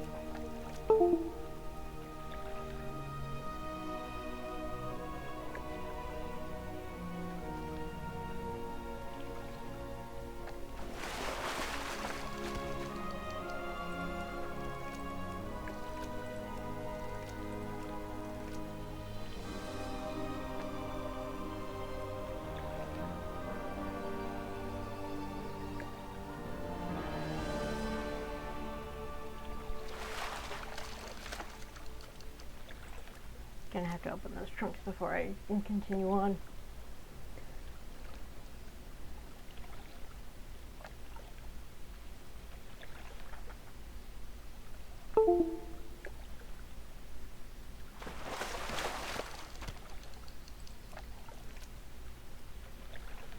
I was gonna do some cooking before I finished anyway, before I continue. Okay, that's enough of that. Alright, equip my staff again. Okay, before I continue, let's actually, in order to cook, you need a cooking fire. Well, I mean, this probably counts actually. But if you don't have an existing fire to rely on, you can create a cooking fire. You notice it looks exactly the same as that one.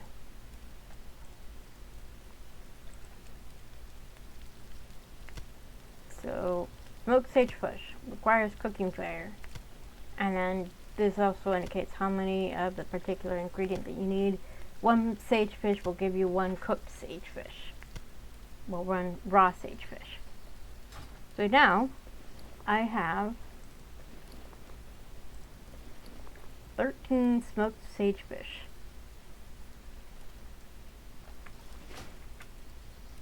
Okay. Alrighty. Moving on. And if you look at the mini map, you see these yellow circles. Those are to remind me where I fished before. And there are similar circles for herbalism. They are green, and then for mining they are red. Okay, so... Whoops. Hello. Oh gosh. Okay. Well, that's one Blackrock Hunter down. Okie dokie. So, this is... Excuse you. I'm trying to tell my viewers that. Thank you very much. Stop disturbing me. So, I mean, this is right in the area for Blackrock Hunters. And then a pile of leaves and fox poop. But we're gonna go try to talk to Brubaker first.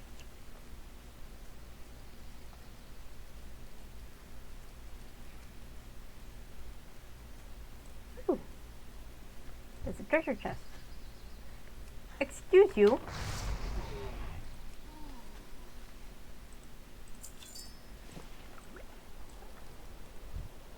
Okay, that's 3 Blackrock Hunters so far. Brubaker, SI7, and the text for his name is gray. That means he's dead. Point of contact, Brubaker. Brubaker is dead. It looks like the orcs are attempting to send a message with this grisly display. Upon a closer examination, noted something in Brubaker's pouch. Unspeakable atrocities. You unfold the note and begin reading. Keishan, if you're reading this note, I'm dead. Likely that my position was compromised. Orcs are committing unspeakable atrocities against their prisoners. Yes, prisoners, Keishan. They've got cages full of POWs. If you're gonna blow up this valley, you'll need to free the prisoners first. Tell my wife I love her and to take out the damn trash. Brubaker. P.S. They've got black dragons. Take Brubaker's report back to Keishan. Okay. So here's a pile of poop. So you notice there's a Blackrock Hunter there. I finally got the drop on one of them.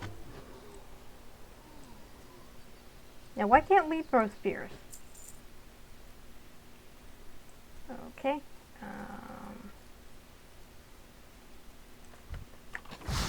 So I don't know if you noticed, but there were leaves falling off him, and I actually saw the leaves before I saw him. Oh, here's a pile of leaves for the camouflage. Okay. And poop. Lovely. So lovely. You do end up doing poop quests in FF14, but not nearly as many in as in World of Warcraft. And there's another one. I need a target. And another one.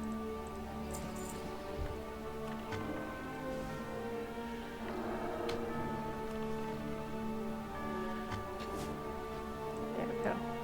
That's all the hunters, but I'm probably going to kill a few more while I finish finding these. There's actually an achievement for killing critters, but why would you kill a cute little bunny like that? Excuse you, you just killed that bunny!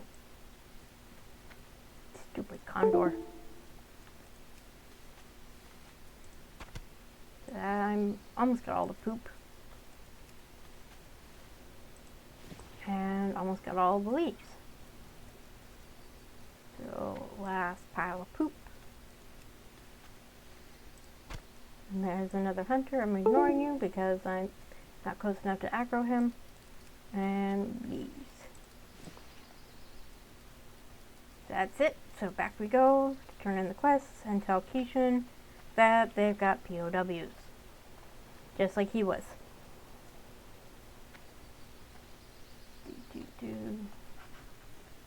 I mean, I could mount up, but why?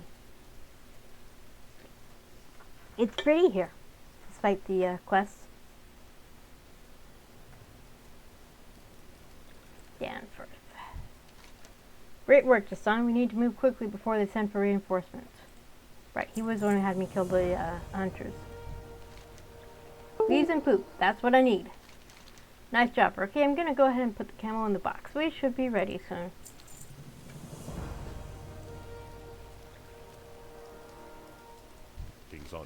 They got Brubaker. Be careful. Teach and receive report. Damn it! This just got complicated. We've got prisoners of war to rescue before we can blow up the valley. Not to mention the orcs have black dragons on their side. Are you ready, Justana? For the Alliance.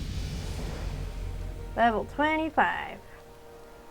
Prisoners of War. The Bravo Company field kit is ready, Justana. I'm going to equip you with it, and you're going to enter Renter's Valley southeast of here and free our POWs.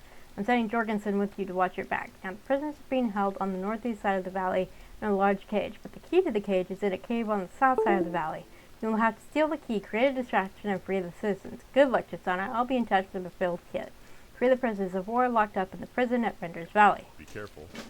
I didn't actually look at the rewards. Okay, it's just experience. Okay.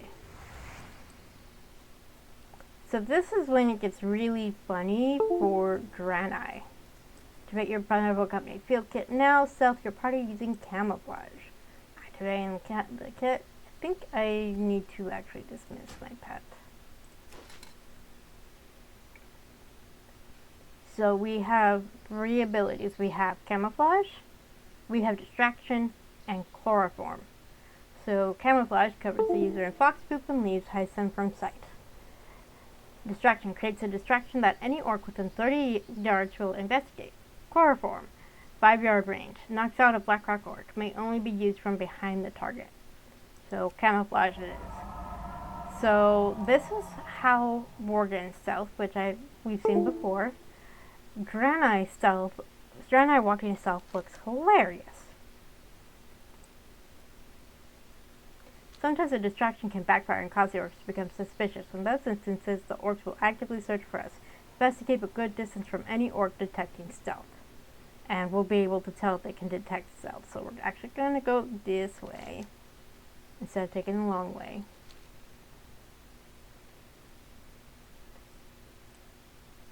Silver! Ah! So I don't know if you can see this, but there's a purple circle. That's where the treasure chest was that I found earlier.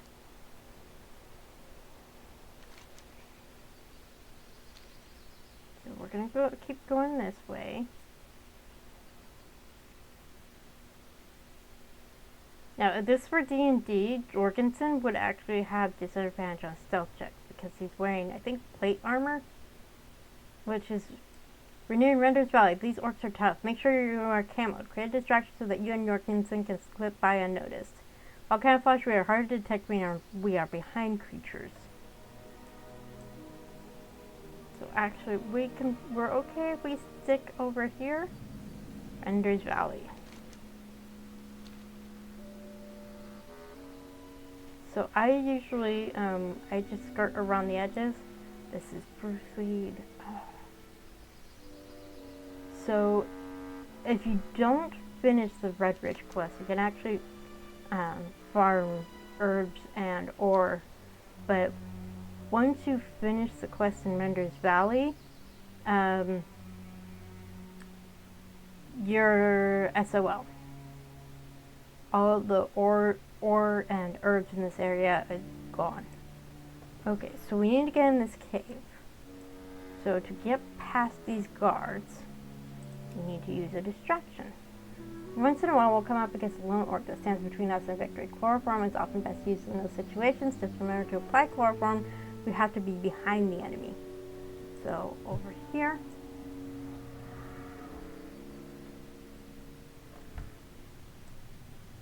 Sometimes you just need to take out one target. Use chloroform while behind the enemy. So he's facing away from us. Chloroform. There we go. Grab the key pouch. There we go. And get back past him before he regains consciousness. And these guys are no longer distracted. So we can't use chloroform on both of them.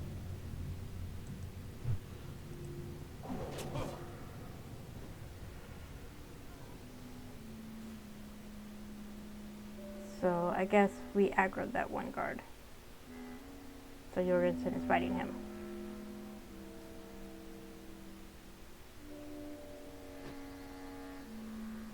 Okay, and Jorgensen's back. Okay, so now we need to go back over here. So we need to go to the other side. So I'm actually going to go back over to the, to this river, stream, whatever.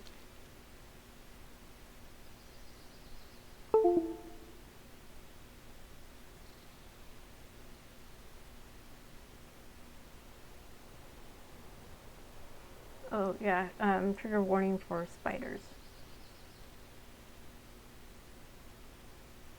Okay, so we're actually going to go along this way, because this actually gets us to where the holding pens quickest.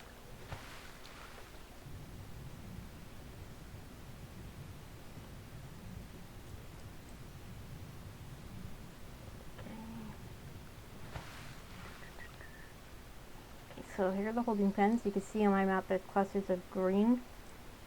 So these are all the kidnapped Red Ridge citizens that have gone missing. So luckily we don't have to be by the door. We can just click on the cages.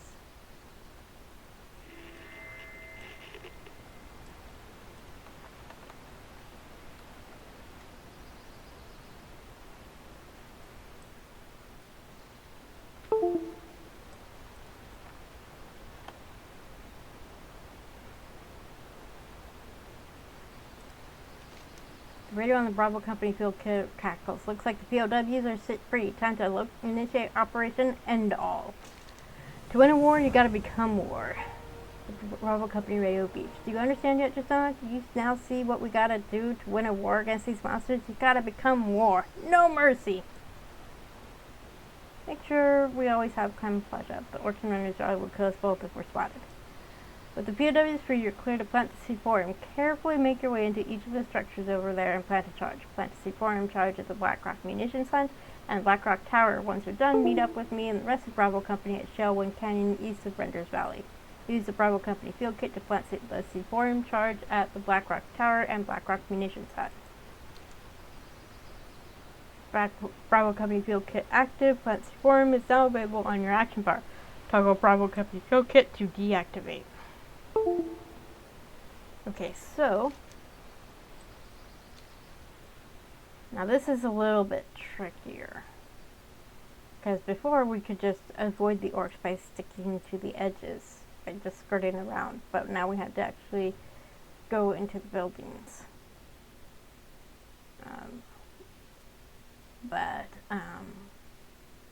My sibling and I figured out a trick, at least with one of them. I think it was Blackrock Tower. Okay, so here's the munitions hut. So we need to distract them.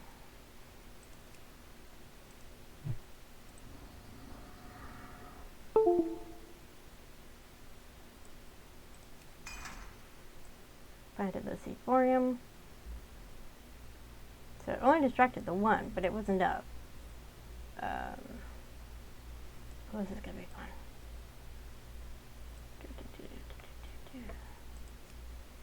So we can come in here.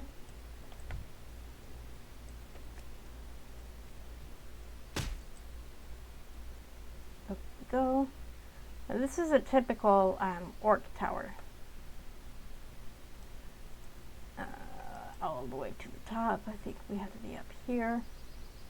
And rather than try to go inside, if we actually come here, we can plant it there. Speak with John J. Keeshan at Shellwind Canyon in Red Ridge. Okay, I'm so stealth. That is the issue with using chloroform.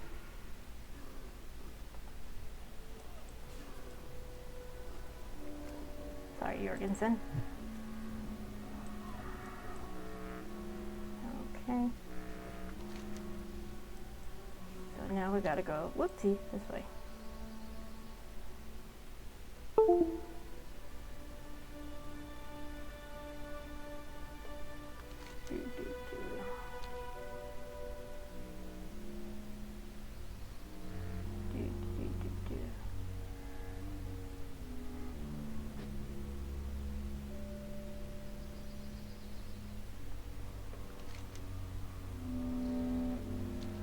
Up here. Hi, Jorgensen. Welcome back.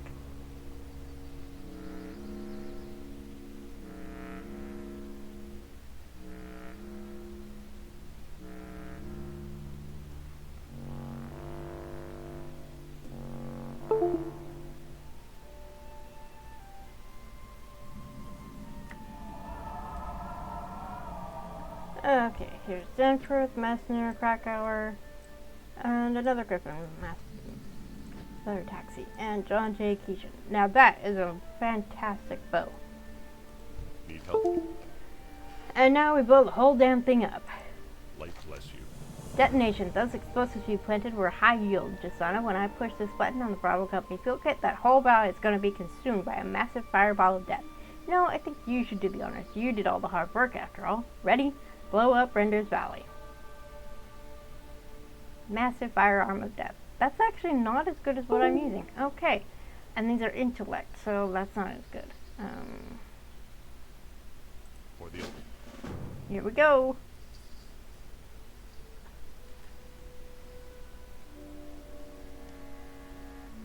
Kaboom!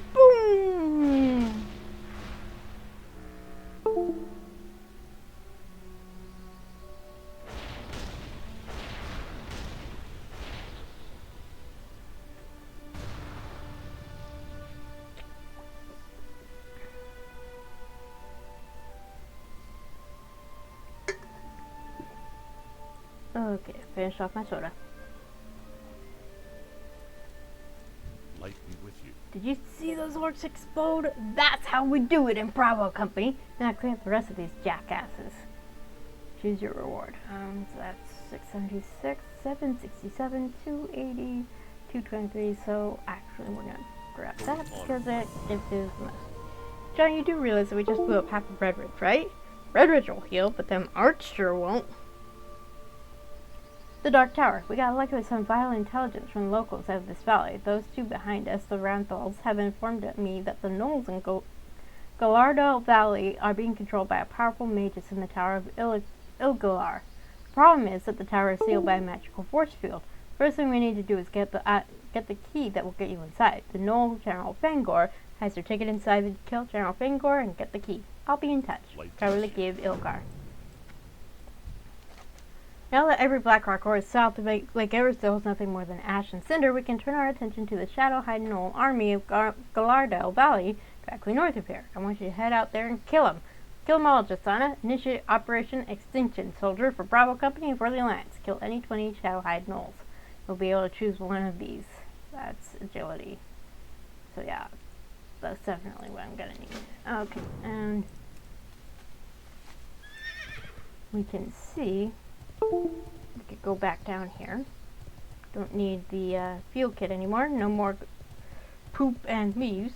You notice it's Render's Crater now instead of Render's Valley.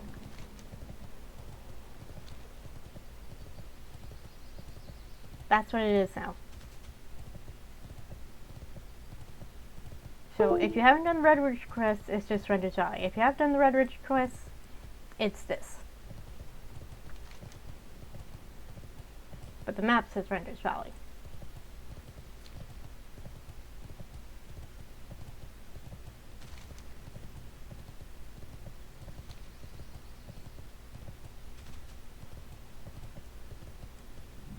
Stonewatch Falls. Oh, he's a rare. Okay. Look at all the murlocs. So, briefly, meta changes. Just like how Sentinel Hill changes if you've done the quest. So, we're gonna go this way.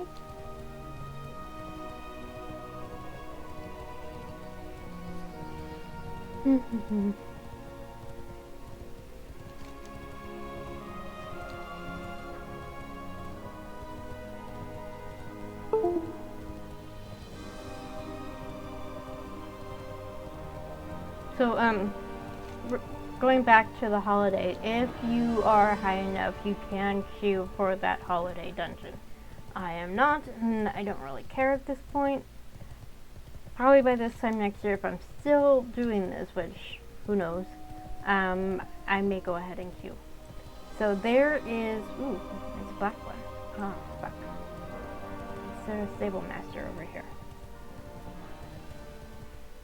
Because I think actually the red ridge foxes are actually closer to the black that I want. Oh, and there's a vendor over here. So good thing I came back this way.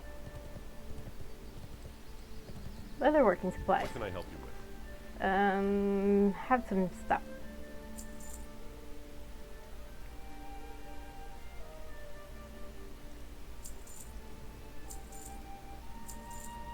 I do not want to sell that recipe because I want to be able to learn it when I get high enough. Let's go ahead and sell that. Discard healing potion. Sell that. Don't want to get rid of that. Be careful. So now your gear can take damage and you can repair it with that arrow. So, ooh. Coins and cloth. Coins, ooh, silk cloth. I don't need the mana potion. Ooh, heavy leather. I supply only I'm the gonna need finest that goods. eventually. I don't need Go with mana honor potion, so for we're it. selling that. Okay, is there a stable master? Your skinning trainer. Griffin rider. Or Griffin master, I should say. So I think I'm gonna have to go back to Lakeshore real quick. You need something? Have a good one.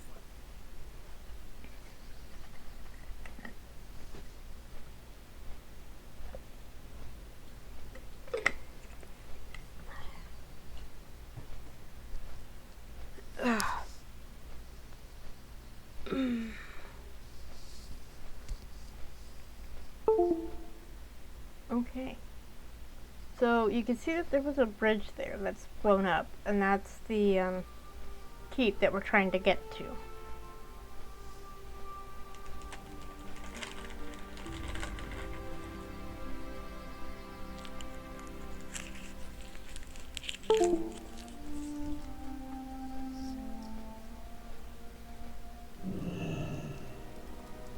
I still have the Bravo Company fuel kit.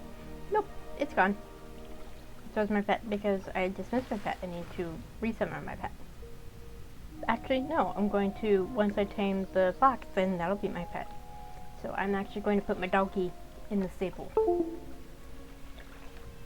I don't know if there's I don't think there's, class trainers here. I think the closest one is in Westfall. I forgot to check if there was anything I needed to learn. Stable master, you. Need help? There Have a we good go. one. Okay.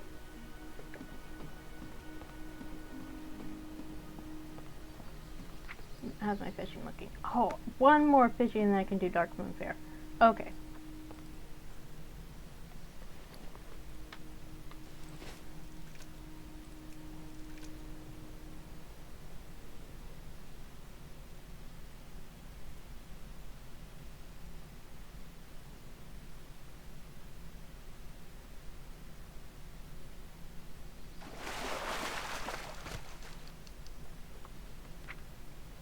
$75 fishing. There we go. Might as well keep going while the school is still available.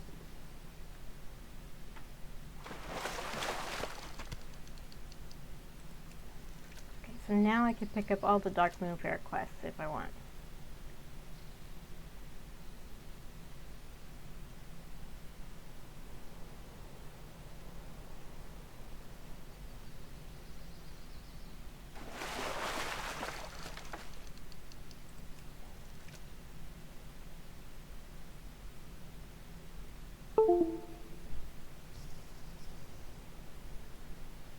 So technically it's 2 o'clock. But I'm gonna keep going because we are getting pretty close. What can I do for you? Can you train me? That's something you can teach me. Have a good one. Okay. Because there isn't much more left. And I really want to finish Red Ridge today.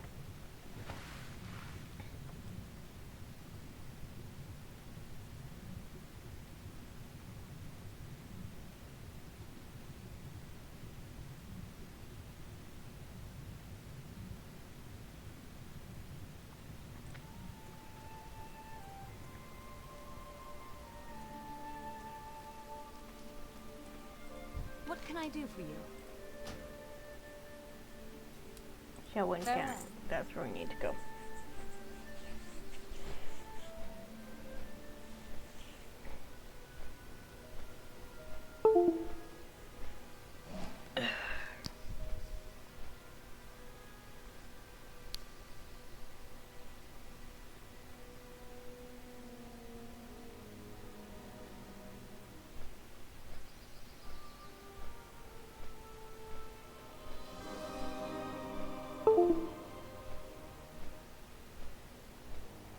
That's the tower that they were talking about. Of course, that red is still up. There's like no one in Red Ridge except me.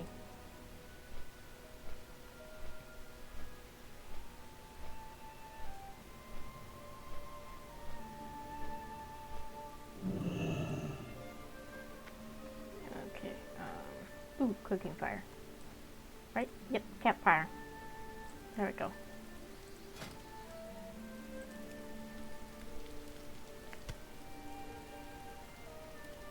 Oh, I clicked create, not create all.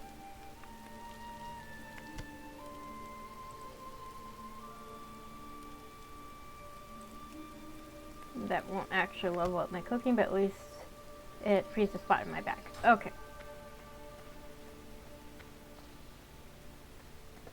So keep going. I just want my black fox.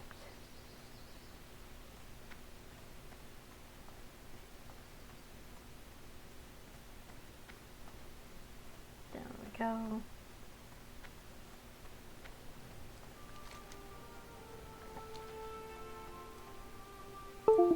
Okay, so Linkshire drains into Stonewash Falls. But where does all that water go? I'm thinking in terms of geography. Okay, so you see that yellow dot? That's the foxy that I want to tame.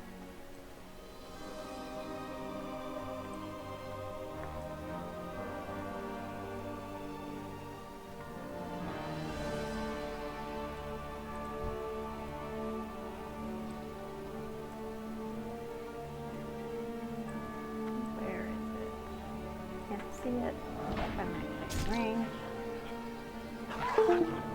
Isn't it pretty though? Look at it! So pretty! There we go. Now I have a fox.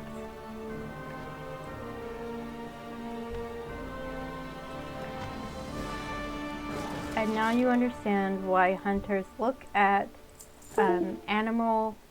new animals released during expansions and think, can I tame it?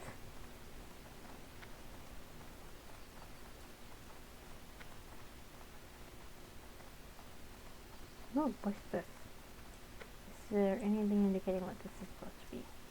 I should really actually go into Classic and just have a look around to see how everything is different.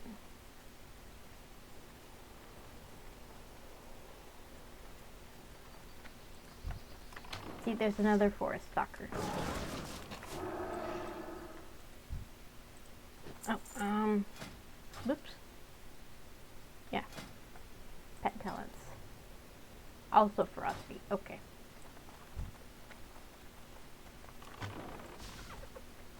But yeah, these guys are so pathetic. I don't know if I'm even getting experience from killing them. Combat log. No, it doesn't indicate.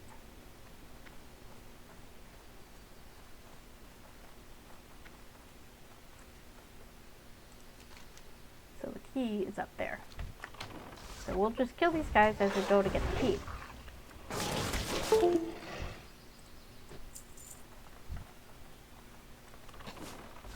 You need to kill him anyway, so might as well.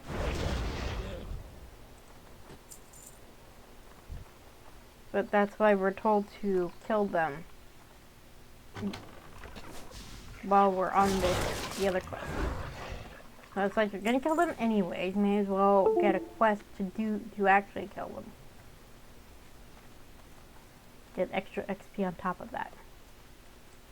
Oh, hi.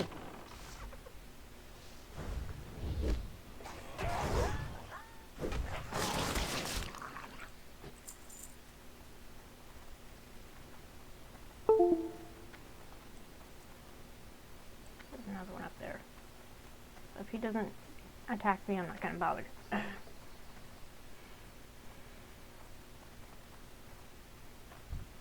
So here's the guy that we need to kill for that key. And there is a treasure chest. Interesting.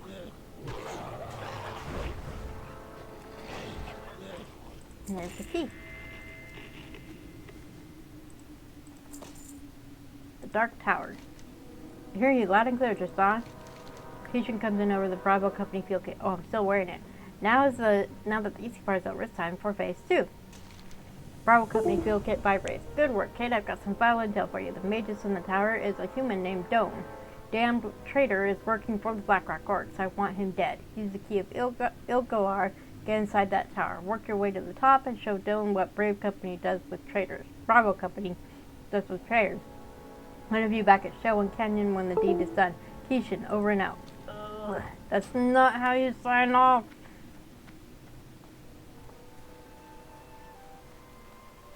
My parents are members of a volunteer auxiliary of the Air Force, and one of the things you learn through that is how proper radio communication etiquette. And you do not say over and out, because over means you're finished talking. Does the other person have anything to say? Out means you are finished, done with the entire, oh, hi. You're done with the entire conversation, and you're signing off. So saying over and out is redundant in a way. Because one means one thing, and one means the same thing, and another thing on top of that. So it drives me nuts when that's included in games like this. I know not everyone knows this, but I know it, and it drives me nuts. Like there's one conversation in FF14 that I always skip the very end of it. I always cut off the character by advancing the conversation because I do not want to hear him say over and out.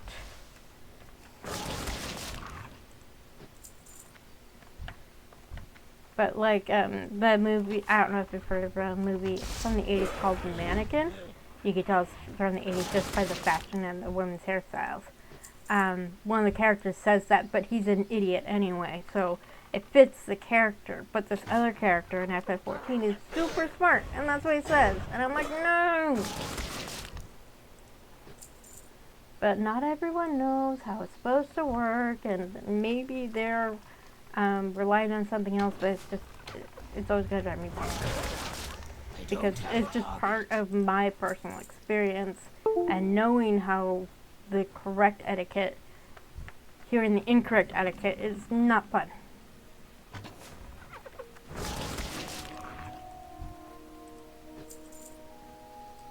So, foxes have this ability called tailspin. Your fox twirls its tail around, kicking up an obscuring cloud of dust, causing all enemies within 10 yards to have their melee and ranged attack speed reduced by 20% for 30 seconds. So he basically, if he's attacking one and he uses that, it'll aggro anyone nearby. Okay. Come on, you two.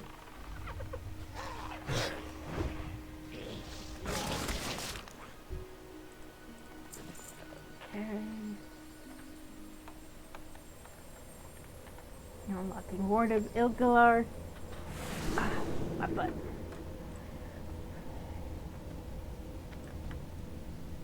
Okay. Die. Oh, good. It count. These guys count too. Shadowhide Darkweaver. Makes sense that the casters would have this. Would be in the tower as well, because towers tend to be reserved for magic users.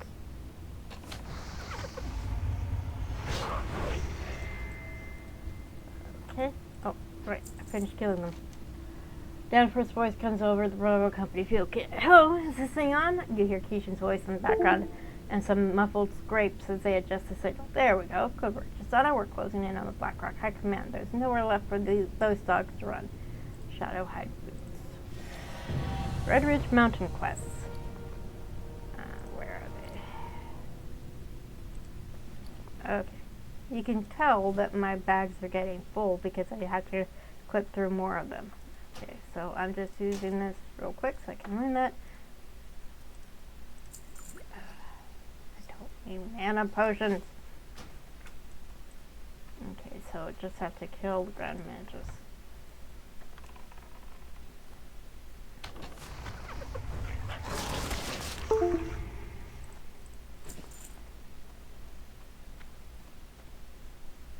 This is very complicated. Okay, there. Or there, or there, and up there.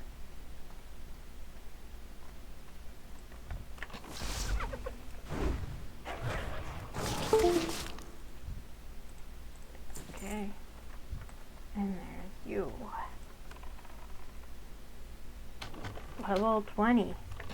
Pathway to damnation awaits. Minion, to my aid! No! What the heck?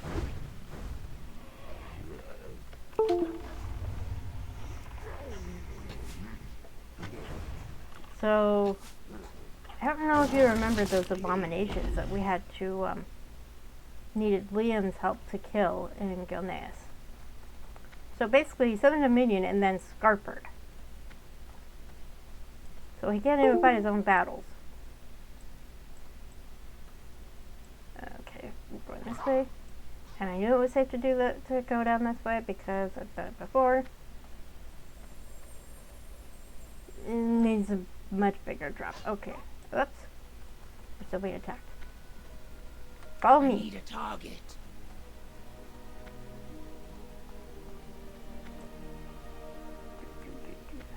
Okay. Ignore whoever's attacking me. Okay, I'm good. Okay. Alright, I'm not being followed anymore. There's a map.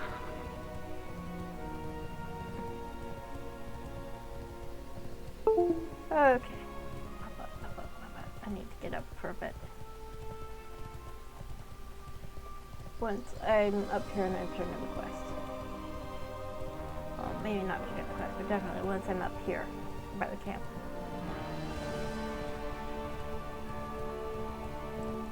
Okay, I need to get up and stretch. I'll be right back.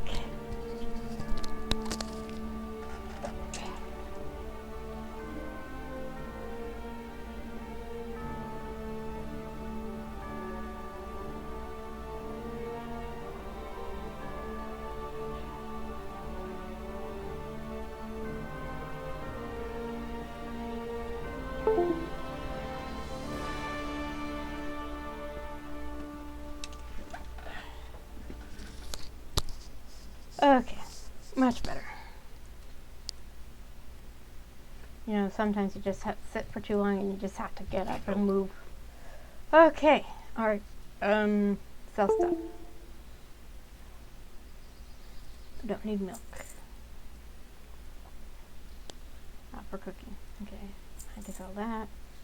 Sell that. Don't want to sell that. I can sell that. Sell that.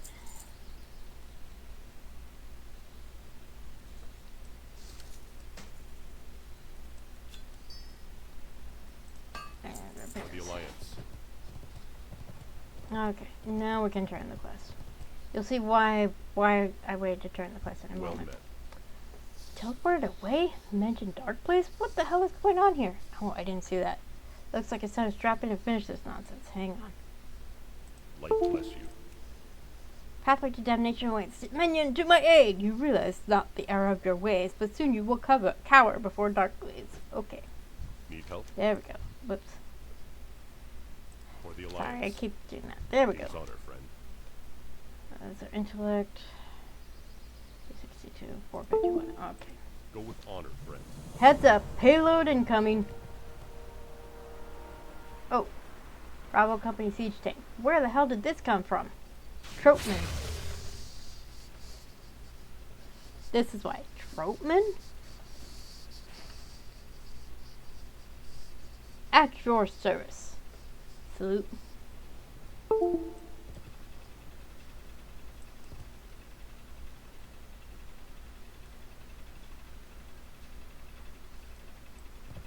Okay. Well met. Ah!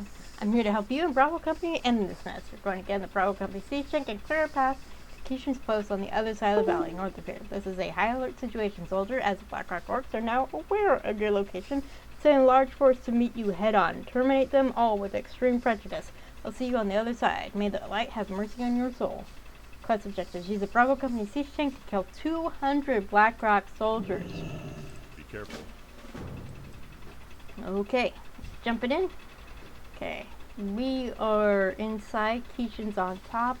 I'm assuming the other Bravo Company soldiers are inside. So we're just gonna go for it.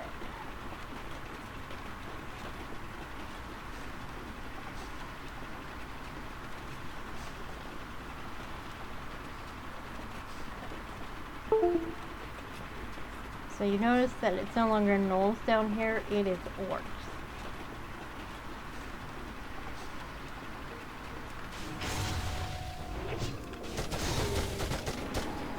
Ah, that's all Keishan says.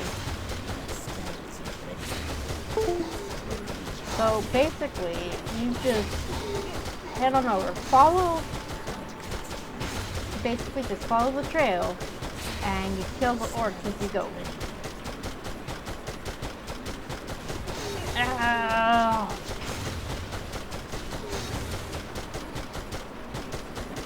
Don't really need to use the vehicle's ability, which, ram. I mean, Keishan's doing just fine on his own.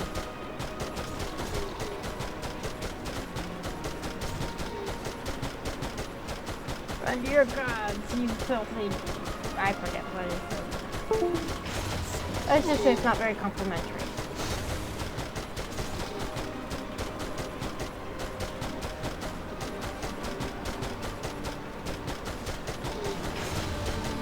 Now, to be fair, these orcs are not the same as the orcs you can play in, as a horde player.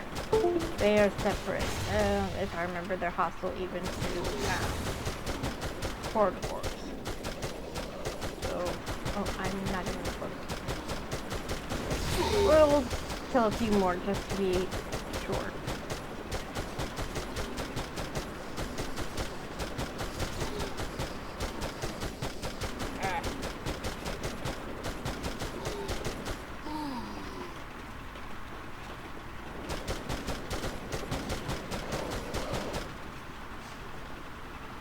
Up here.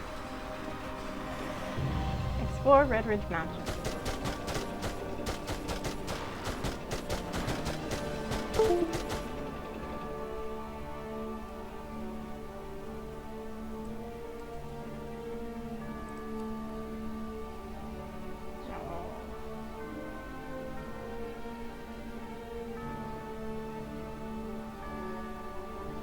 I can't find your legs, Joe. I can't find your damn legs. Run to your dark gods, you filthy animals. There are no friendly civilians. Blood and thunder, right? So, yeah, that gives you an idea of what he was yelling. What can I do for you?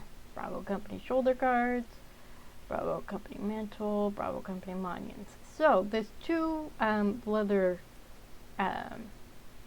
shoulder guards, and it depends on if you use magic or not.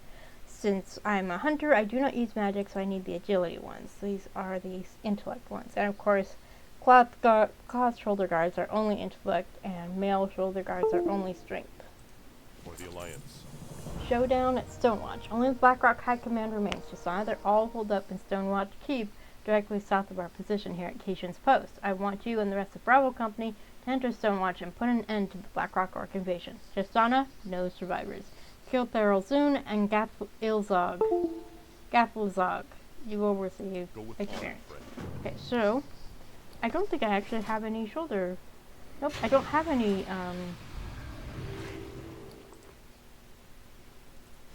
shoulder armor yet. There we go, my first shoulder armor.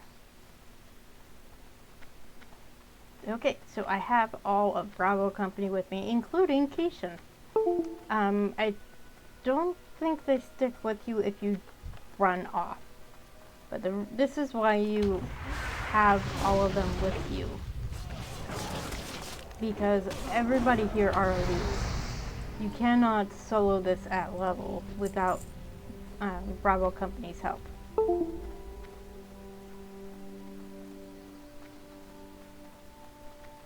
So we've basically just gone in a huge circle.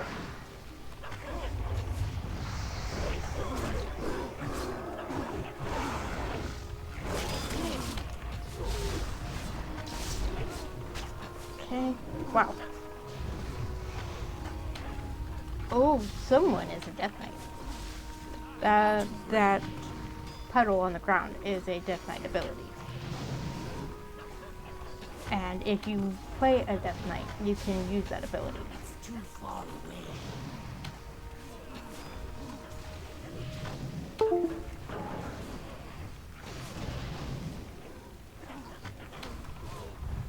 I recognize it because it is a Death Knight ability.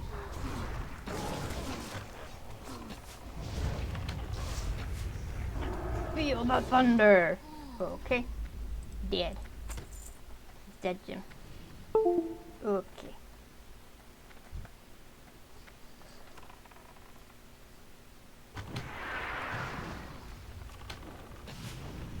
Your pain excites me. I don't need to know that, John. Actually, I remember this one time Keishan and I were out fishing at the Lakeshore Bridge and Keishan farted. I don't think Oslo ever forgave Keishan for that one. Okay, so we're gonna keep going this way. I don't think we actually need to go inside. I think it's destroyed anyway.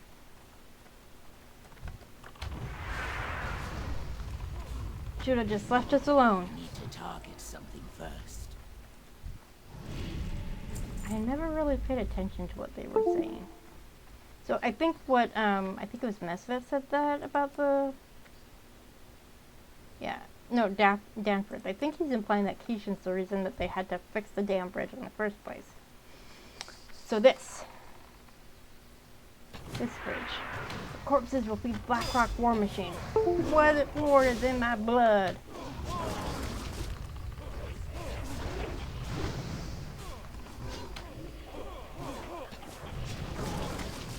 You know, I've always wondered why they call themselves orcs. Danforth, stop wondering and talk. It's fight. It's an ugly word, you know. It's a word I use to describe defecating, for example. So at Pilgrim's Bounty dinner, I took a huge, smelly orc. Jeez. Come in, Justin, are you there? The Bravo Company field kit beeps loudly. Come in, Justin, are you there? If you can hear me, Blackrock has the upper hand. I repeat, Blackrock has the upper hand. Get Bravo Company out of the... Troutman cuts out. Dark blaze brews the world breaker. As Troutman cuts out, the world around you grows eerily silent. In the distance, you see a full-grown black dragon. Use a horn of summoning to call for Dark Blaze. Defeat Dark Blaze. Oh, I lost my buff.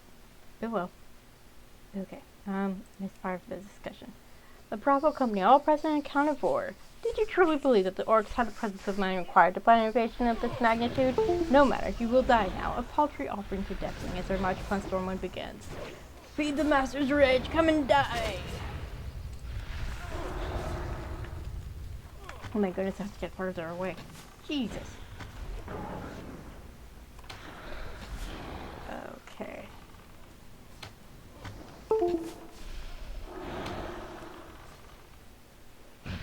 So, yeah. Oh, someone died. I heard the dying sound.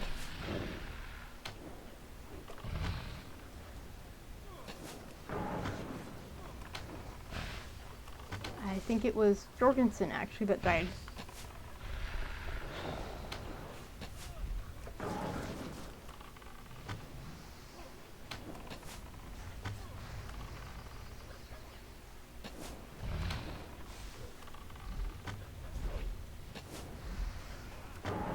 Suffer in flames.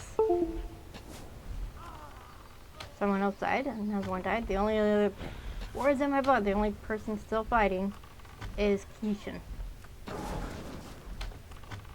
You gutless bastard, you killed them all. Now I'll kill you. You will die with me, Kishin. This world has enough heroes.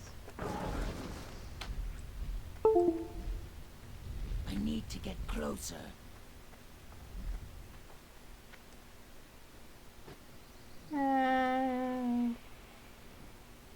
Swoosh.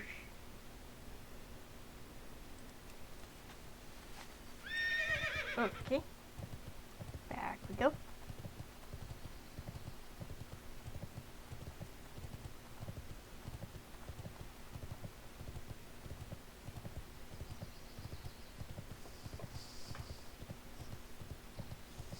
You can walk while you're riding. But I don't want to risk getting caught by respawning orcs. I don't know if they'll come back, but best. Okay. So these red dots are all these orcs.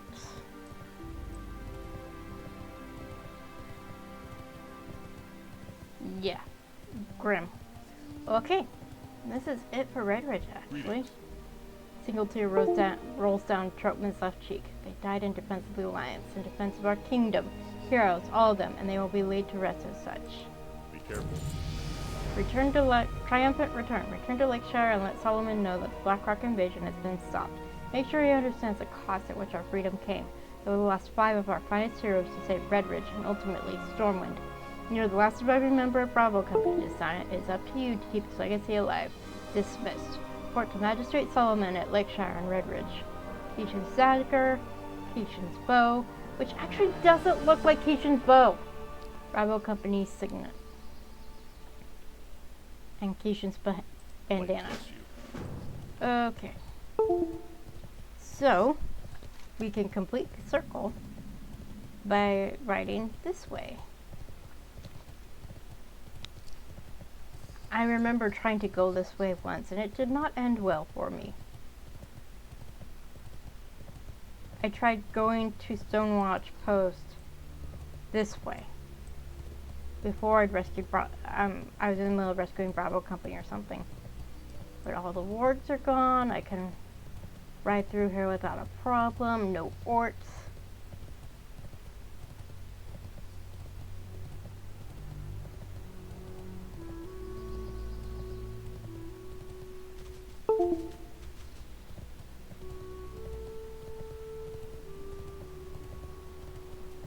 So I am level 26 now.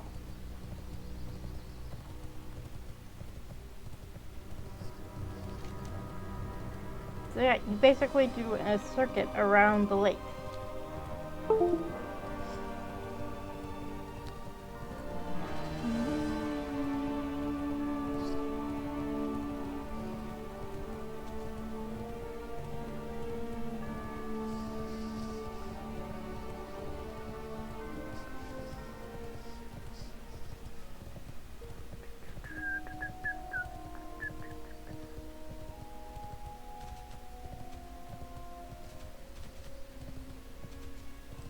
Here we go. Lakeshire Town Hall.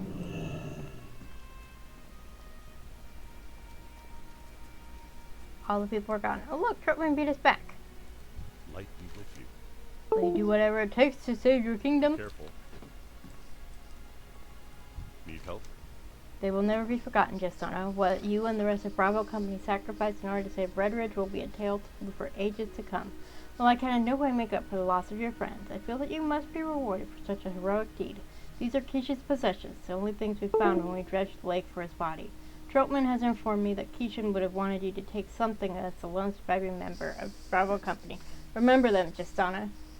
So his dagger, which actually that is quite an upgrade. Or his bow, it's not as much of an upgrade. Oh, that's a strength bow. Okay, no wonder.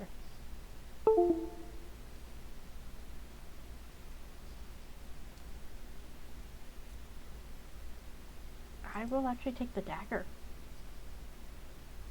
So you can pick the dagger, the bow, or the signet, but you always get the bandana. Or the Alliance. Okay. Now I can pick up this quest. Here it's called Duskwood. Just on the citizens of Duskwood are in dire need of your assistance. I have here a letter from Commander Althea Ebonlock, leader of the Night Watch, pleading for help. To reach Darkshire, you should travel across the bridge located in the southwest corner of Redridge. Once you cross the bridge, you will be in Duskwood. Then you just follow the road to Darkshire. Beware of the savage beasts that stalk the countryside. Report to Commander Althea Ebonlock at Darkshire and Duskwood. Safe travel.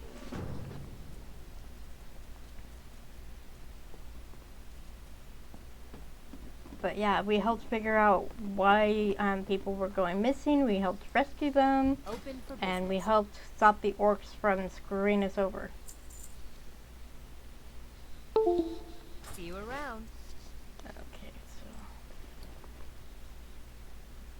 so fire resistance and arcane resistance. Oh, I'm still wearing the top hat. I am absolutely gonna wear that.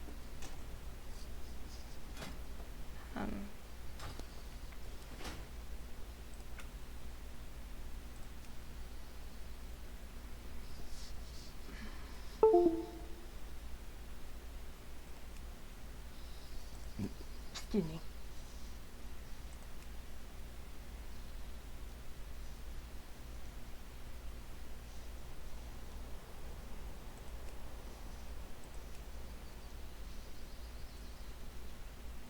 Oh, there we go. Show home. So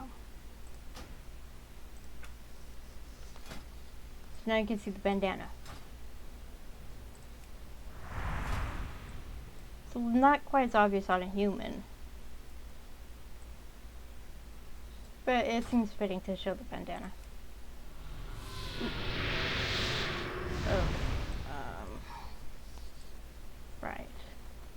So I'm not gonna go to Darkshire yet. I'm gonna go to Goldshire and see if the Darkwind Fair is available.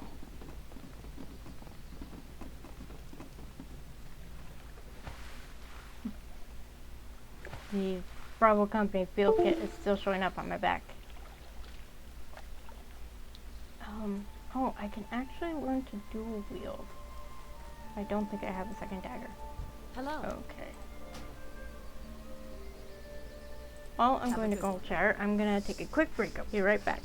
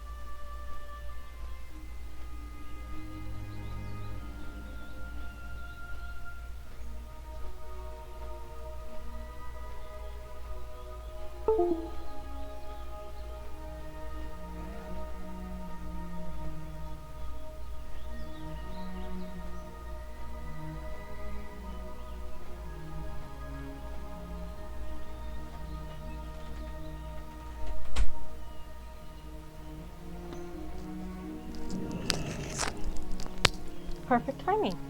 Okay.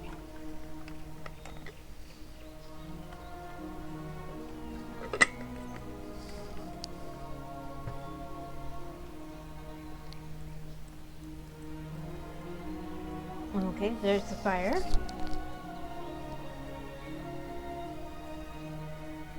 So look at that mangy wolf.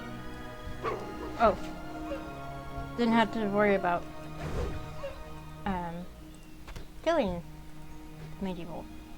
You're in the way. Oh, I can't even skin the young wolf. Interesting. Okay. Hello. Honor the flame. travels. Honor the Ellen Forest flame. See you later. There we go.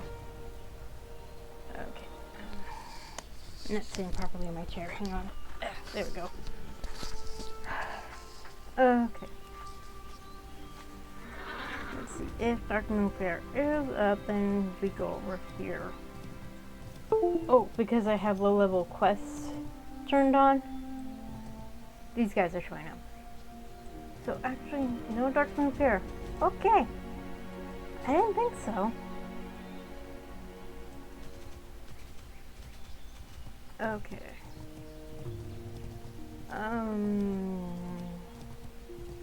Let's actually go to Stormwind. I How will. are you? We'll go ahead and go to Duskwood next week, See you around. or whenever I next play.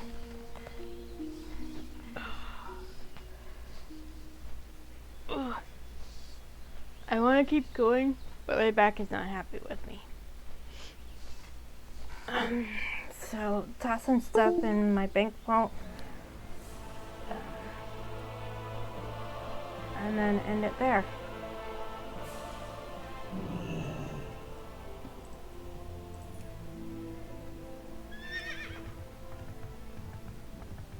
So tomorrow I am planning to stream. I don't know what I'll stream. We'll probably decide like right before I start streaming.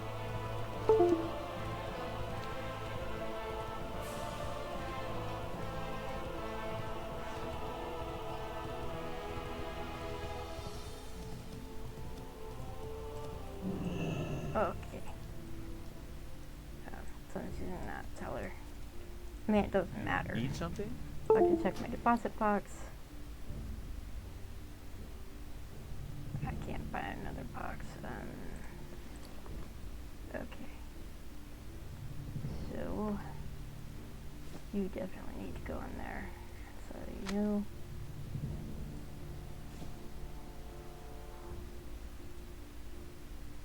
I don't need those.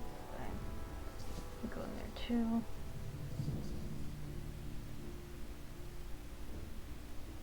Do I have Malachite in here? Nope. But I do have a character that will need those.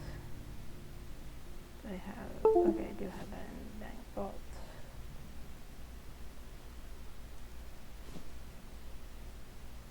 Oh, I can sell that. I haven't sold that.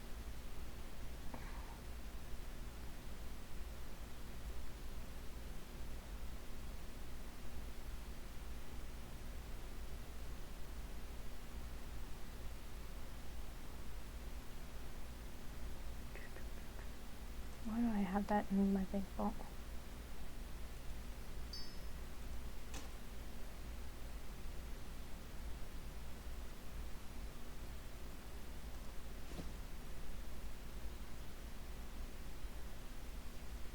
See you later.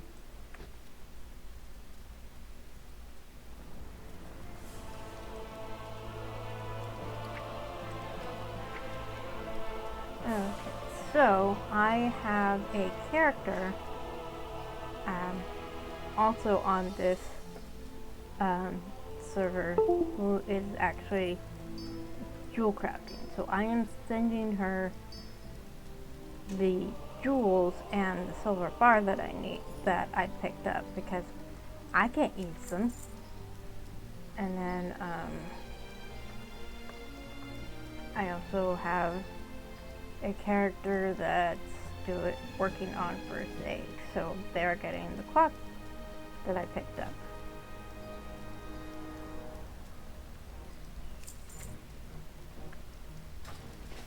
Okay, so that is it for today. Thank you all for joining me. If you're watching this on YouTube, please like, share, comment, subscribe, all that fun stuff. If you are watching this on YouTube, I stream on Wednesdays at 12 p.m. Pacific on Twitch. Same username. Right now working through World of Warcraft through the initial zones. I guess you could call them vanilla zones. but the Kata versions of them. If you want the old versions of them, you'll have to find someone else.